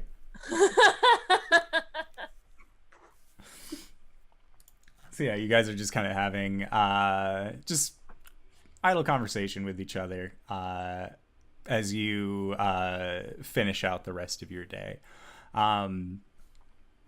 So then we will go back to our elven trifecta, I guess, as Oliviette, Cori, and Caelum all finish their dinner, finish their food. And Oliviette says, the last time I had an opportunity to meditate with more than just one other elf was back in the Underdark. Are you all okay with this? I'm. They say it's different for everyone. So what is our plan? You see Caelum going up to like the windows and doors and shutting them and locking them.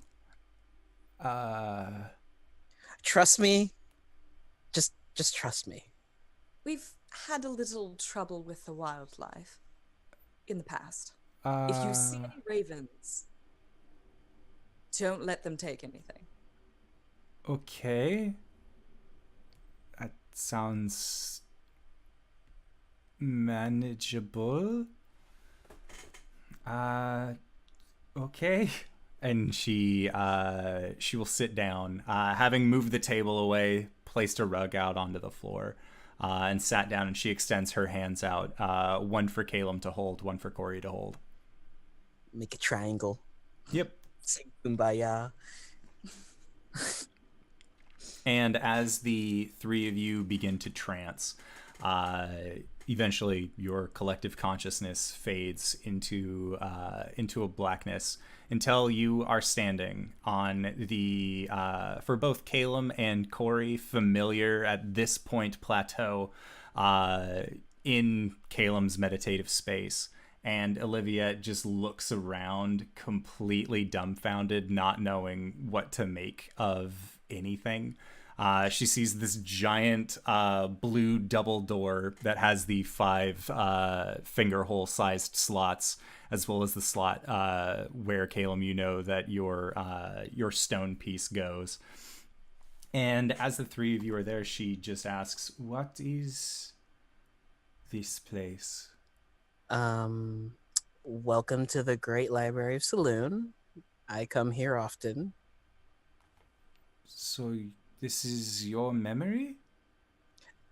No. How are we doing? yes? How are we speaking? Normally it's just like, oh, I'll show you a thing. I don't know the mechanics behind gestures to everything, but when I trance, I don't have memories of my past lives, or many memories to begin with. I come here.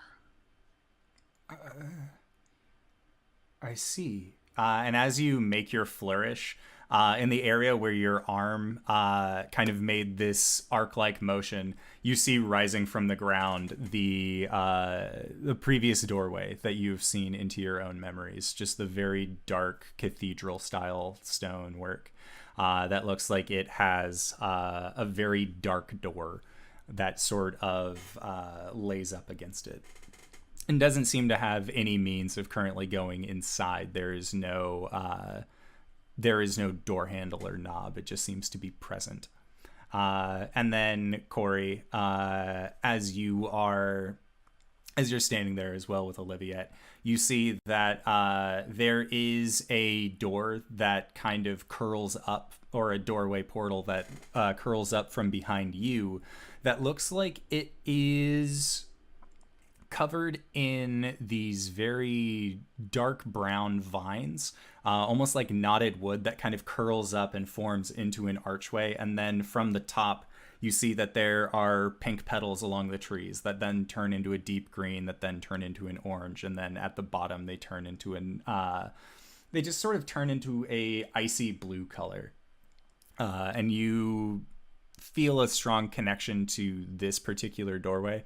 And looking at it, you can see that there is more of like a curtain that's been placed in front of it that just has the holy symbol of Coralon kind of embroidered onto the front of it. But you know this to be the location where your memories reside. And then as Oliviette is kind of looking around, you see that there is actually a doorway that emerges behind her as well. Although this one is made of a very dark rock that has what look to be large glowing mushroom caps that sort of extend off of the sides, and you can see that there are spider webs that are kind of draped up more towards the upper archway.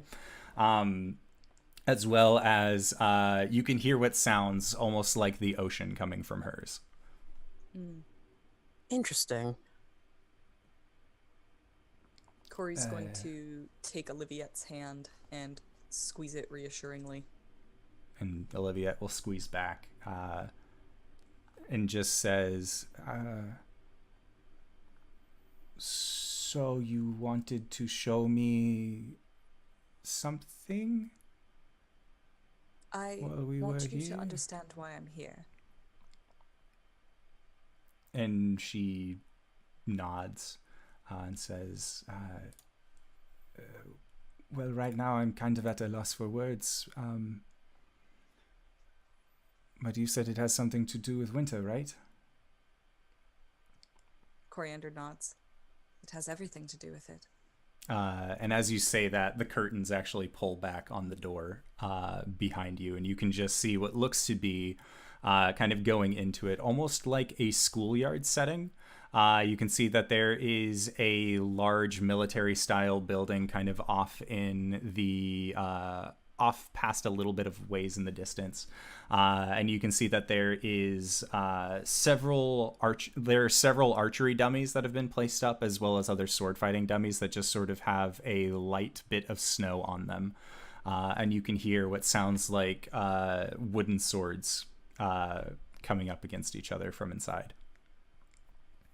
So do we go in, or I don't really know.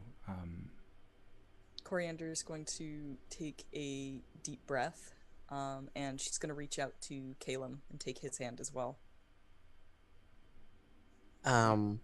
He just turns to Oliviette. Try not to interact with anything.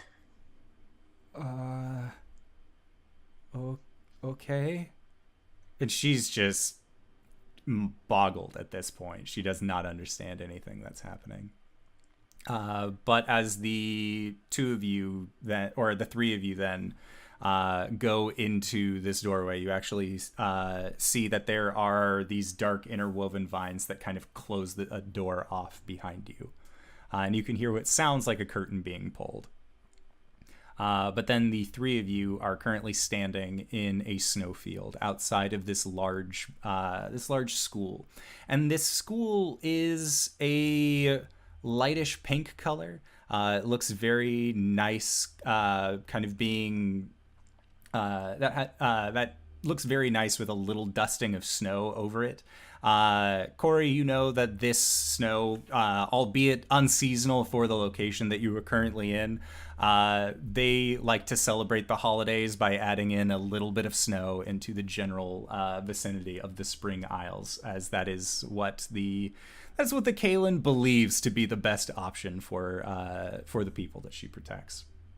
And as the three of you hear these wooden swords combating against each other, you see a kind of bow-legged teenaged Cori who looks like she very much has not grown into the rest of her body yet, currently fighting, staving off another taller individual that seems very lanky, long hair where Cori's is more pulled back into a ponytail to get it out of her eyes. This figure just kind of lets their longer hair kind of flow freely in front of their face. And you watch as Cori actually fails in fighting off this assailant in their training. And you watch as this younger individual falls to the ground.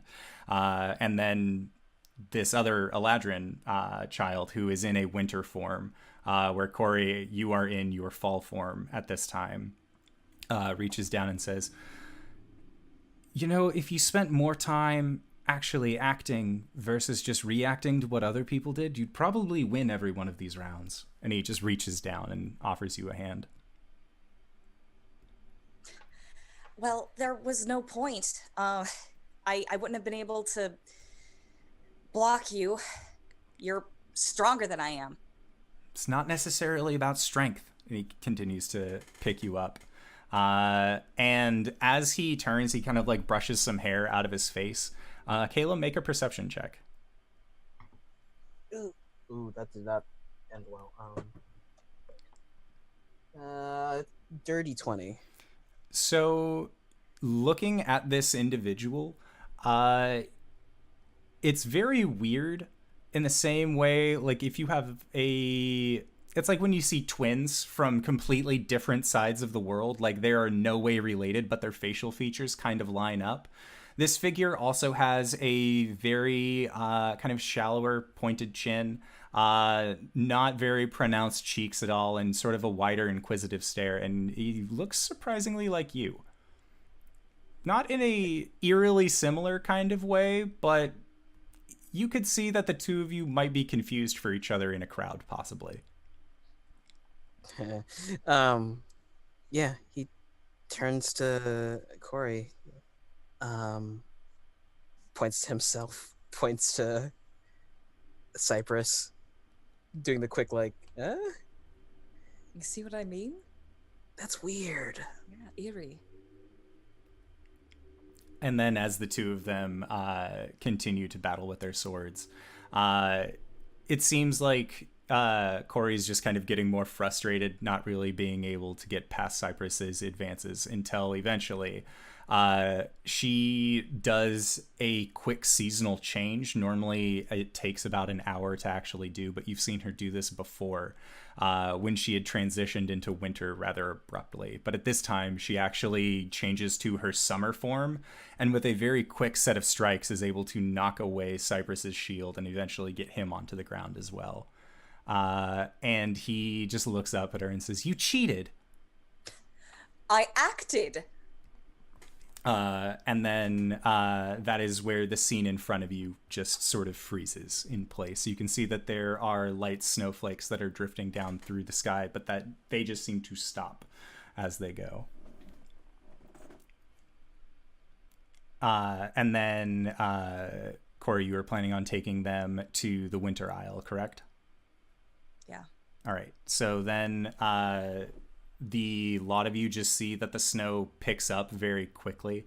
And at this, Oliviette tries to like bring her coat up to block you, Cori, from any of the snow that would be possibly touching up against you. But you know, in this state, your curse isn't currently affecting you. It does not seem like you are suffering any ill effects from being in fake moisture, or at least dream essence moisture. And then the three of you are then taken to another location. And at this point, you see that Cypress is here, Cori is here. They're both older now. Looks maybe about 8 years or so in the future. And they are with another taller Eladrin man, and he has the deep brown hairstyle. You can see that he is wearing colors of oranges and yellows, and it looks like his armor is just made out of leaves. Of just these nice, rich, orangish fall leaves that sort of create a descending color pattern as they continue along his body. And it looks like his helm has these horns that sort of grow out of it, almost like a stag's horns. And he takes his helmet off, sets it on the ground, or sets it into his saddle off to the side, and gets off and says, all right, well, this was the last place we heard that the Caelum of Winter was, so he should be here to give us a warm welcome. and as he says that, you can see he kind of has a little bit of a smile on his face, considering you guys are in a field of ice. And Cypress looks at Cori, and the look that he gives Cori is sort of a, like, you didn't need to come here kind of situation. Almost like he feels like he would be better off being here by himself with the Caelum of Fall instead of having brought Cori along as well. And you see the three of them kind of spread out a little bit. And they begin just sort of calling after this individual. And the name sort of seems to be lost along the howling winds. And Cori, that is when you see Cypress kind of going over towards the entrance of an icy cave, and you know the events that are going to transpire once he goes inside. And Cori will actually, like real Cori, the one that's witnessing this for in her memory, is going to turn around and not watch. And Caelum, you and Oliviette both watch as this individual goes forward, and you watch Cypress enter into this tunnel, and you can still see a faint outline of him. And through the darkness, you can see the outline of another individual, an older elven male, who is currently resting up against the wall of the ice cave and just has his head looking down. And Cypress, seeing this individual, runs forward to see how they are, to see if they're all right, as you aren't really sure what their medical state is. And as Cypress gets close and reaches out with his hand, you see that this individual then looks back at him, and you see that there are just piercing blue eyes that have wispy trails kind of leading from them. And you see that there is a glowing band of bright blue along the finger of this individual, along his rightmost ring finger. And he extends his hand out towards Cypress as he gets close. And you see for a moment Cypress freezes. And you watch as the light leaves this Caelum's eyes and goes into the eyes of Cypress, who is standing there, looking down at this individual. And that is when you hear Cori's voice calling out, "Cypress, did you find anything?" And there's no response, but you can still see his footprints going into the cave.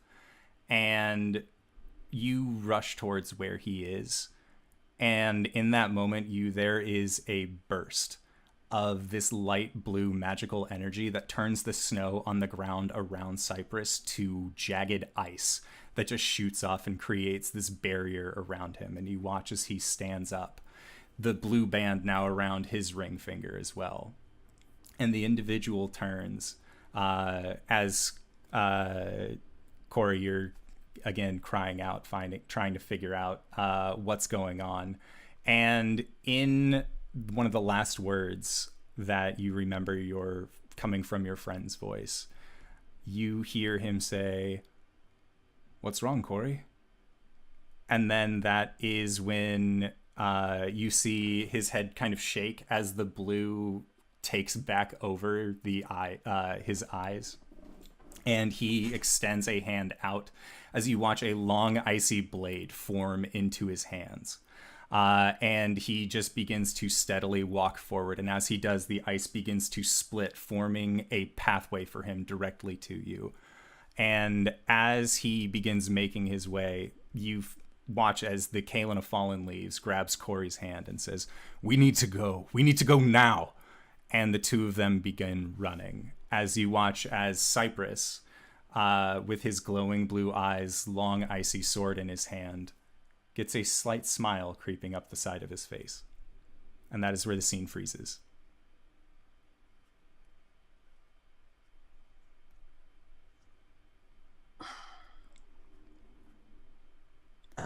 Caelum has taken Cori's hand and he's like squeezing it. Cori is shaking.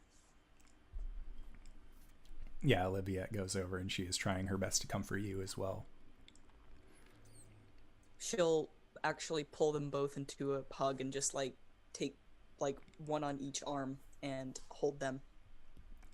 And at that, as you are holding them, the frozen memory begins to continue onward. And you see as the Caelum of Fallen Leaves hands Cori a blade, the sword that he carries at his side. And it looks like the most ornate saber that she could possibly wield. It is a long scimitar almost looking item that has what looks to be almost like a tree branch sprouting from the pommel of it that then breaks out into what look to be almost like these horns, similar to the helmet that he had previously. And he hands it to Cori and says, "Take this to the Judges 3. Let them know what happened. Make sure Ryth gets home safe." And Cori looks at him and says, "What about you?" And he says, "Don't worry. I'll be fine. Just go." And you watch as Cori runs off into the distance. And from your location, you see Cypress walking forward, blade in hand. With his other hand out, you see him motion towards the snows around him as other forms begin to steadily rise upwards out of the ice, and they look vaguely humanoid. And that is when the memory fades for you, Cori, as you made your way out of the Winter Isle. And Caelum and Oliviette, or Caelum and Cori, you'd both just hear Oliviette saying, "I am so sorry."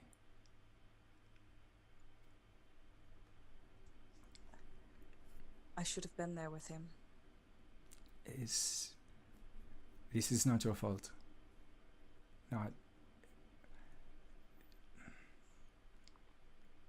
And Oliviette just looks at you, Caelum, and just...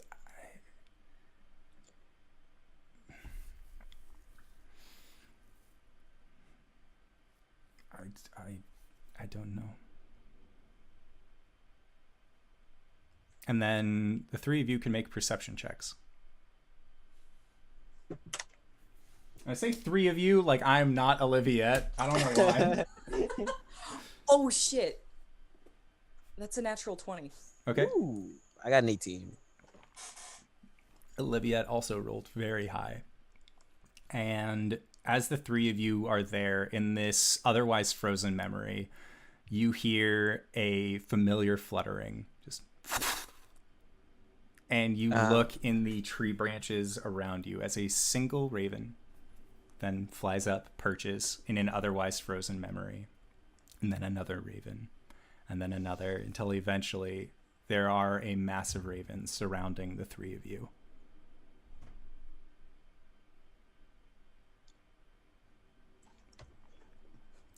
So, don't let them take anything from us. You see Caelum.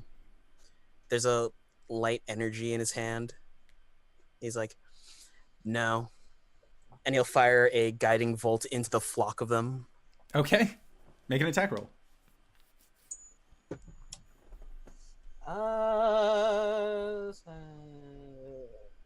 14?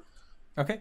Yeah, 14 will hit. So you, Oliviette and Cori, you both watch as Caelum's guiding bolt shoots back out, or shoots out from his hand, and actually takes a pretty decent number of these ravens out. It seems like one of them took the majority of the brunt of damage, and then it steadily just went through more of them, kind of zapping other ravens as it continued. But the ravens take flight above you, and then they begin to swirl, and it looks like some of them are beginning to make their descent towards you. Run! Yeah. Yeah. Coriander starts running for wherever they presume the door to be. Yeah. And she's actually going to look Caelum in the eye and say, honestly, they can have this one. And then just keep going. Okay. So as the lot of you continue to run, make a set of constitution checks to maintain your running. 17. And this is a con save? This is a con check. A check. Okay. Then it is 21. Okay. Yeah, so the three of you manage to get back to the door, just never losing your footing. But as you get close to it, you see that these large wooden vines are still blocking the entryway to get back to the plateau. And as you are getting close, you see that there is just this large, almost it looks like a dark cloud of ravens that sort of seem to be gearing directly towards you. And Cori and Caelum, this is a much bigger flock than you have seen in any of your other dreams. And as you get to the door, it stays shut. It does not open for you, and you have to begin pounding against it until eventually, as the ravens are getting incredibly close now, they are actually taking diving swipes at you, just cawing out, their wings just creating this unearthly sound from the sheer amount of feathers being fluttered. Eventually, the door gives, and the three of you tumble into the plateau. And as you do, Cori, make a dexterity save.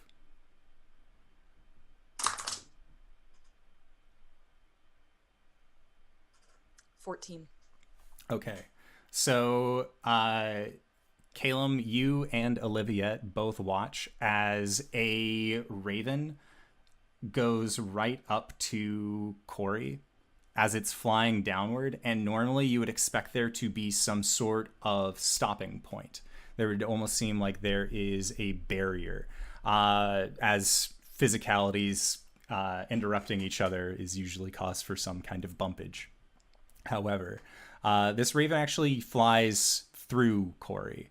And when it does, as it emerges out of the other side, you see that there is a long string of it almost looks like gold that the raven is grasping at its hind talons and continues to fly. And you watch as a swarm of these ravens, as a flock of them, continues to fly, and they just seem to be going through you, Coriander, until eventually about 10 or 12 of them have actually made their way, and you just see all of these golden threads coming out of your personage and one very large raven then swoops down. It brings its arms in for more of a dive, and as it does, that is when you get the breath knocked out of you.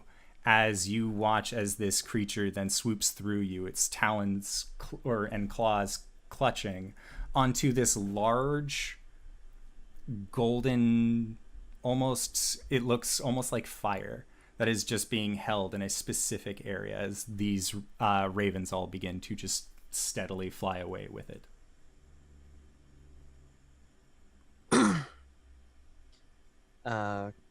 And Caelum, you see this as well, and Oliviette has just had like hands over her head trying to bat away birds as they accost her. Cori will stagger with like a hand on her chest, and she'll just kind of look at the retreating ravens, and she'll mutter, "What did they just take?" It looked really important. And Oliviette just, is it over? Just kind of like bringing her hands down. You can see that she has some scratch marks across her face. And she just has this kind of like worried look about her, hearing the cawing and the flapping continuing off in the distance. Let's get out of here. And at that, the three of your trances end. And as you look around the room very quickly upon coming back in, you see that there are raven feathers scattered all around the inside of the captain's quarters. And it looks like all of the windows have actually been clawed at and busted in. But there does not seem to be any remainders.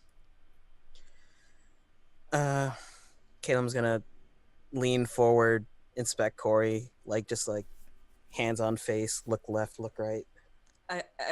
Unless DM, if you think this would be otherwise, I think that throughout the course of this memory, real life Coriander would have been steadily entering winter form. Yeah, you are definitely in winter form at this point. And make a history check, as you were trying to think of things that, to combat the winter form, you were trying to think happy thoughts. You were trying to think of good memories that you have had. Jeez. Coriander, why did you choose now to roll so well? 18. Okay. So you go to things recently that have made you happy to just kind of get through the checklist of items. Finding Cybra, that made you happy. Finding Arjhan on your initial road going to Shroudport, that made you happy. Helping find Gwen's axe, that made you happy. And then somewhere in between leaving Silt Creek and finding Gwen's axe is where things start to get a little bit fuzzy for you. And you realize that you have a weird cutoff point where you were inside of the mines back in Marysville. And almost in a shuddering motion, Cybra seemed to have grown from just being a puppy to a regular sized dog. But you don't remember how.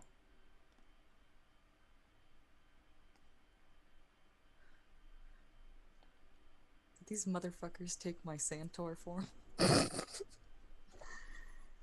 You can try, if you would like to shift into your holiday spirit form. It took the holiday spirit. Oh no. However, you don't remember that form. You remember none of the trip to the holiday nexus. Oh my gosh. So, Gwen, what were you up to over the night? Were you just going to sleep being like, I'm bored here, nothing ever fucking happens, and then passing out? I mean, kind of. She might go get a bottle or something for Arjhan and her to share and just have a nice night just chatting, because he's done working, right? Yeah. He doesn't have anything else. Yeah. And does he want to do anything?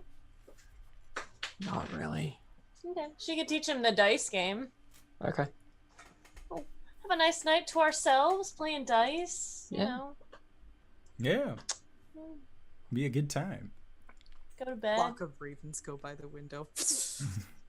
I'm sure that's not ominous or carrying, the hopes and dreams of a lot of children. Right, a lot of people. There are a lot of ravens everywhere, so it's fine. They were probably crows, anyways. They were kind of far away. So. Yeah. So I'm going to bed. Bedtime. Yeah, sure. Yeah. Okay. All right. So Gwen, you end up going to sleep, and then Arjhan, Caelum, did you like present people with your with the mechanical cat findings that you found on the inside of Franklin, or did you just stuff those into a bag? He probably just like left it in his room for the time being. Why is that a prominent question indoor? Oh, it's just curious, sheer curiosity. So, You know what they say about curiosity in cats? It was never a cat to begin with. So, Arjhan, as you find yourself going to sleep, darkness takes you, and you feel a familiar falling sensation, much in the same way as when Makoth ends up calling you to a dream. But this time, you wake up, so to say, in a different familiar place. Looking around, you can see the large, meaty walls of inside of your own heart chamber, as you have been and communed with Tarlayan on several occasions. And you see that there's this large stone dais in front of you. And that's it for right now, is for what you can see. But Tarlayan is there as well. And he looks at you and says, You didn't do this. I did not do this. I didn't do it either. and you hear the sound of feet padding against the ground, kind of walking in from a shadow. And from a small mote of light that has been inside of this chamber to allow you, Arjhan, to see, you see that there are two small reflections, almost like light being reflected off of glass. As you see that they are lowered about waist high on this creature that is sort of walking into this room, and they are just sort of cleaning these glasses on part of a tabard that they're wearing. And it says, well, neither of you did. I did. I called you here. I tried coming earlier and, well, didn't really work out too well. I left these last time, so I just wanted to pick them back. I'm sorry. Who the hell are you? Oh, and the creature just puts the small spectacles back onto the bridge of their draconic-looking nose. And you see, Blake, this is almost like... Arjhan, sorry. This is almost like what you expect yourself to look like if you were drawn as a caricature. Like, the arms are much longer. There is a tail kind of extending out of the back. The head's more cocked forward, but and there are wings that extend off of its back that it wears kind of tucked up around in a cloak-style fashion, much as the same way that your dream wings are and Tarlayan's wings are as well. And it says, I'm Newell. I came here last time because, well, I mean, just wanted to check in. Queen was curious, figured I'd do the thing. And then your friends were very rude. And then he looks, and this creature looks over at Tarlayan and gives a bow, Your Grace. I'm sorry, what's going on here? And Tarlayan just looks rightly confused and says, No?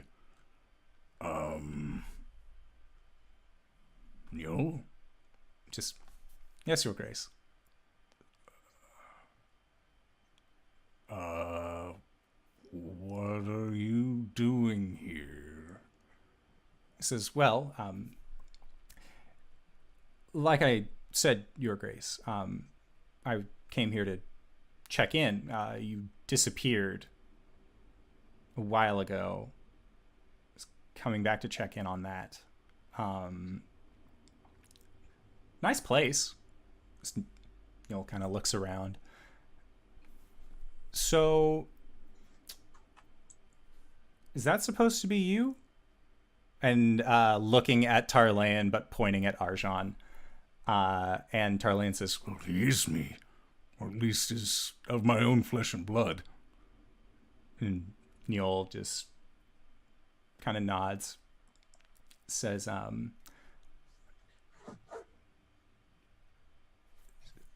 So how did that happen?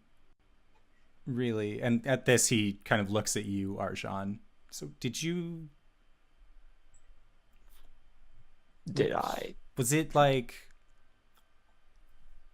Are you him, but like you lost your memories and now there's like a weird split personality thing? Like, what's Look, the deal?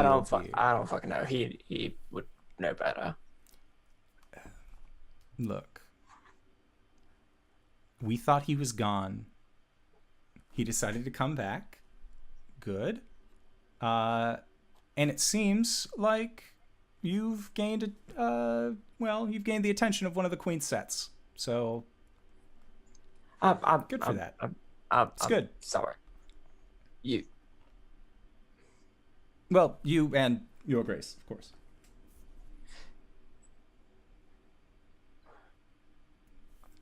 Wait. She will be pleased to know that Your Grace is still alive. She speaks highly of your talents. And at that, Neil kind of directs back towards Tarlayan and says, much to the despair of her newest consort, since you were taken from us, there have been many others, but none of them have been able to keep her attentions as you were. I'm sorry, consort. What? Yes, consort. Are you familiar with the term? To a queen? Yes. The queen. Oh. Queen of Dragons. Have you ever wondered what this symbol is? And he points at the large stone dais that has this symbol carved into it on the front. Yeah, it's a symbol of the Cold Tyrants, I thought. More or less. They reappropriated it. But this is her symbol. It's Tiamat's symbol.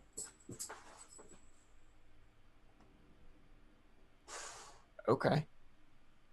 So, that doesn't really explain the whole consort thing, but like, Your Grace, motions towards Tarlayan, he was a preferred favorite. And then he disappeared. About Material Plane? Is that where you're from? 20 of those years, he's been gone.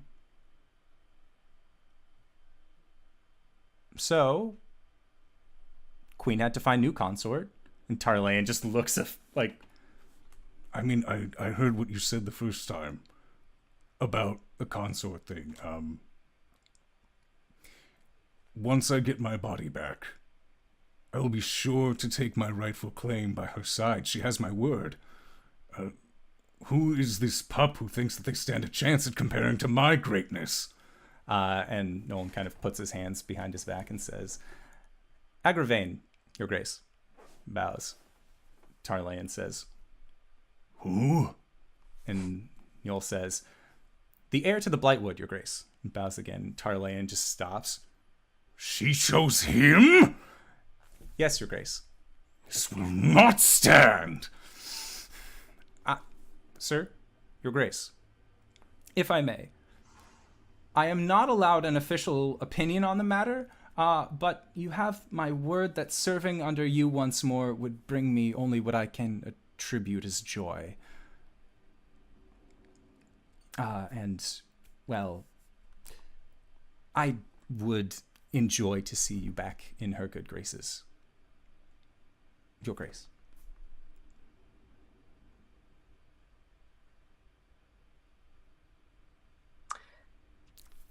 So he says his body back is like, are you borrowing it? Because it'd be really helpful if you could just like make the split. You know, I don't have a lot of resources to actually do that. So yeah.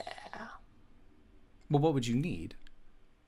I mean, is this like a 2 spirit 1 body thing? Is it like a curse? You curse? Sort of like, sort of like, I don't know.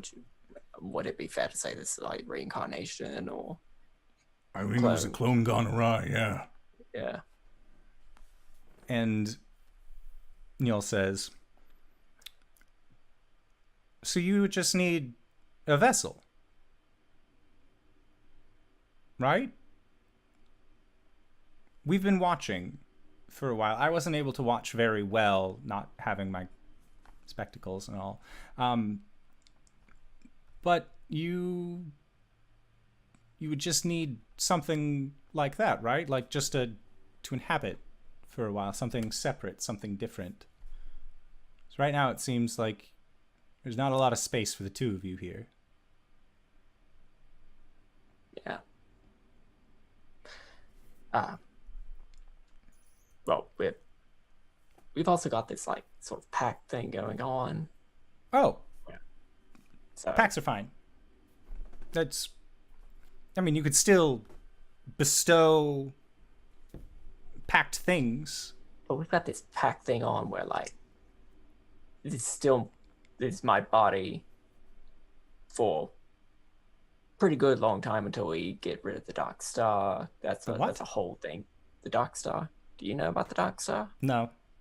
Okay, well, apparently it's this like big world-ending evil that I'm specifically I and my compatriots. Yeah, are supposed to put it into. sounds tough.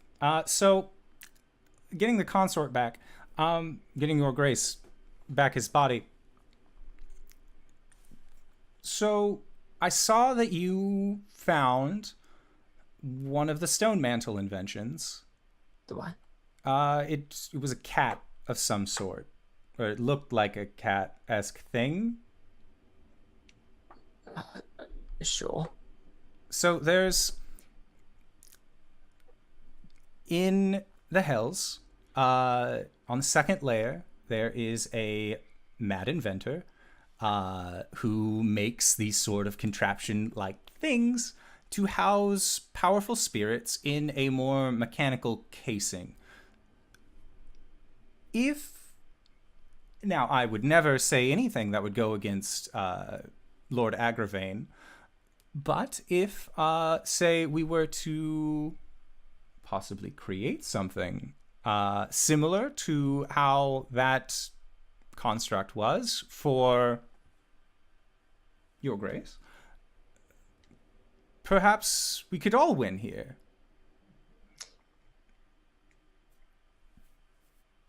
Like a red eyes black metal dragon. Like a what? I don't know what that is. I don't know if I do either. Sorry. And what would you propose? Well, I would propose that, well, we could build you one, or at least put the effort in to build you something, and then we could put your grace into that, and then if, being the powerful caster that you are, I'm sure that you would have no difficulty finding your way past that point. However, it's simply an idea. However, I would offer you a way to contact me, because I know it's a lot. I know it's a lot that you've had to think about. I don't have it anymore. One of your friends took it. Very rude of them. Okay. It's a coin. It's an adamantine coin around a chain. It has the same symbol that's on this and the same one that's on your back. Okay. And we would contact you with progress if we need anything. Well, if you ever just are in need of a servant, really. I was Your Grace's servant before his disappearance, and I have had to deal with plenty of, well, not as suitable suitors, to put it lightly. So, mayhaps, we figure something out. I'll leave it to you. Again, I have no official opinion on this matter, being a servant of the great queen herself. However, again, to serve your grace, or your grace? Do you have a different title you prefer to go by? I'm Arjhan. You're Arjhan. That, well, we could work something out. Make everybody happy. That way I would have to stop hearing my queen complain about the quality of her lovers. Yes. Sorry. It's ceaseless. She has 5 heads to do complaining. Oh, that's legit. Oh, That's not. oh. That's not. Oh. Why would you ever think that that was a fantasy? Look, She's not a work of fiction. She's real. And she's gorgeous. And honestly, the heart of the people, if we really want to get into it. But I could go on. Okay, good to know. I have a lot to process here. That's- Sorry. That's all right. If you'd like, I can start looking more into this for you, about these inventions, about possibly getting something to you to show you a blueprint, reveal what is possible with this before you give the yay or nay. I would like this. There you go. You would like that. When I get my body back, I will go to her as soon as I can. When you are ready, Your Grace. Now, if you'll excuse me, I believe I have some errands to run. And this figure gives the two of you a very humble bow, and as he does, just recedes, walking backwards into the shadows. I'm sorry, you fucked a queen. A lot. There are many things in the hells, young Arjhan. And none of them terrify me more than the queen.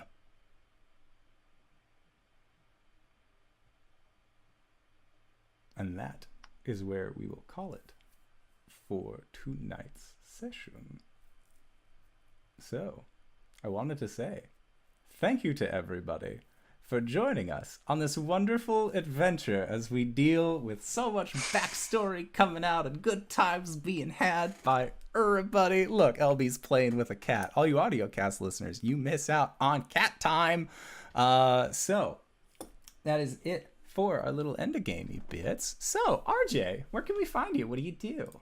Hey everybody, my name is RJ. You can find me at RJustice282 on Twitter and Twitch, where I talk about the nerdy things in my life. You can also find me on the Tuesday game as the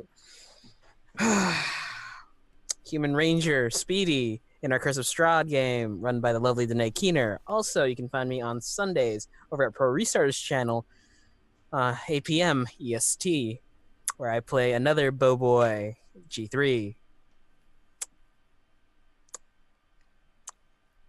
Awesome! LB, where can we find you? What do you do? Hi, I'm LBHackEmUp. You can also find me on that game with RJ. Well, actually, you can find me in every game that RJ's in, I think. Mondays, Tuesdays, Curse of Strahd as Silmi, sibling to our great GM.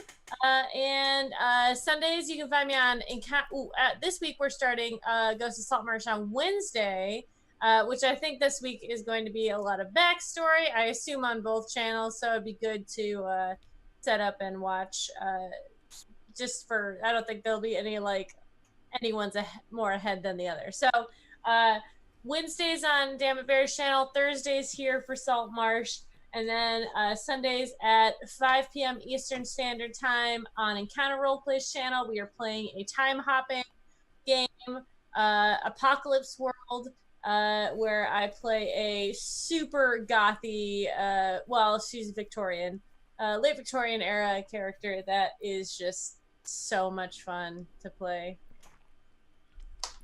All right. Cyberwolf, where can we find you? What do you do? Hi, I'm Cyberwolf. Whenever I'm not telling you about all the great things about Tiamat, you can find me at Cyberwolf1 on the Twitter, where I tweet about that as well as other things like how much I love a particular dress from Game of Thrones or other stuff. I also tweet whenever I go live on places like whenever I go live on twitch.tv/Cyberwolf1. But right now we're playing through Horizon Zero Dawn, doing a blind playthrough, getting a whole bunch of lore. And oh my god, we're playing on story percent because I am bad. I'm bad at the games. But yeah, we're getting into some deep lore stuff. Learning all the mysteries of the game. Having a lot of good time. You should check it out. You should also check out me for role-playing content here on Mondays and also on Thursdays, where I will be playing with the Thursday crew of Salt Bays in Ghost of Salt Marsh. And that would be it, except also YouTube and Anchor.fm. Let's Talk About It. Episode 15 just went up. And yeah, you should check it out. We talk about drama. Yeah. All right. And Danae, where can we find you? What do you do? Your daddy is Tiamat's bitch. My name's Danae Keener. You can find me at DanaeKeener.com. You can find me doing nerdy things there, mostly drawings related to D&D and maybe also this stream. That's about it, except for the fact that I run Curse of Strahd on Tuesdays, and you can see me there tomorrow with Steven and Justice and LB and Greybeard. And we're all going to be playing Curse of Strahd. So show up and see that, or listen to the audiocast, because it's a good time. Yes. And if you have made it this far, you probably already know who I am. But if you don't, hey fella, how's it going? It's me, your pal, the Indoor Adventurer, here running games on twitch.tv/Indoor Adventures, Monday, Tuesday, Wednesday, and Thursday, all at 5:30 p.m. Pacific Standard Time. Oh, I had a burp. That was terrible. Sorry. Mondays, we got our awesome homebrew campaign. Tuesdays, we got Curse of Strahd being run by Danae. Wednesdays is our community one-shot night, and this Wednesday we are going to be playing Adventure Skeletons, which I am very excited for. It is a one-page RPG similar to games like Honey Heist, but instead you are playing as a bunch of skeletons who found some adventuring party gear and are going to go into a human dungeon, also known as a town, to try and get up to their skeleton antics. So I am very excited to play that. That's going to be run by our dear friend Archangelic. And then on Thursday, we are starting up Ghosts of Saltmarsh. It is going to be myself as the GM. We got Cyberwolf coming in as a absolutely wonderful character. We got Reeves coming in as an absolutely a wonderful character. Where's my dingus? Absolutely wonderful character. And of course, Kyle with an N. Also incredibly wonderful characters. And I'm excited to see where this group of Salt Bays goes, because looking at all your characters, you guys are fucking pirates, and it's going to be great. I am excited for it.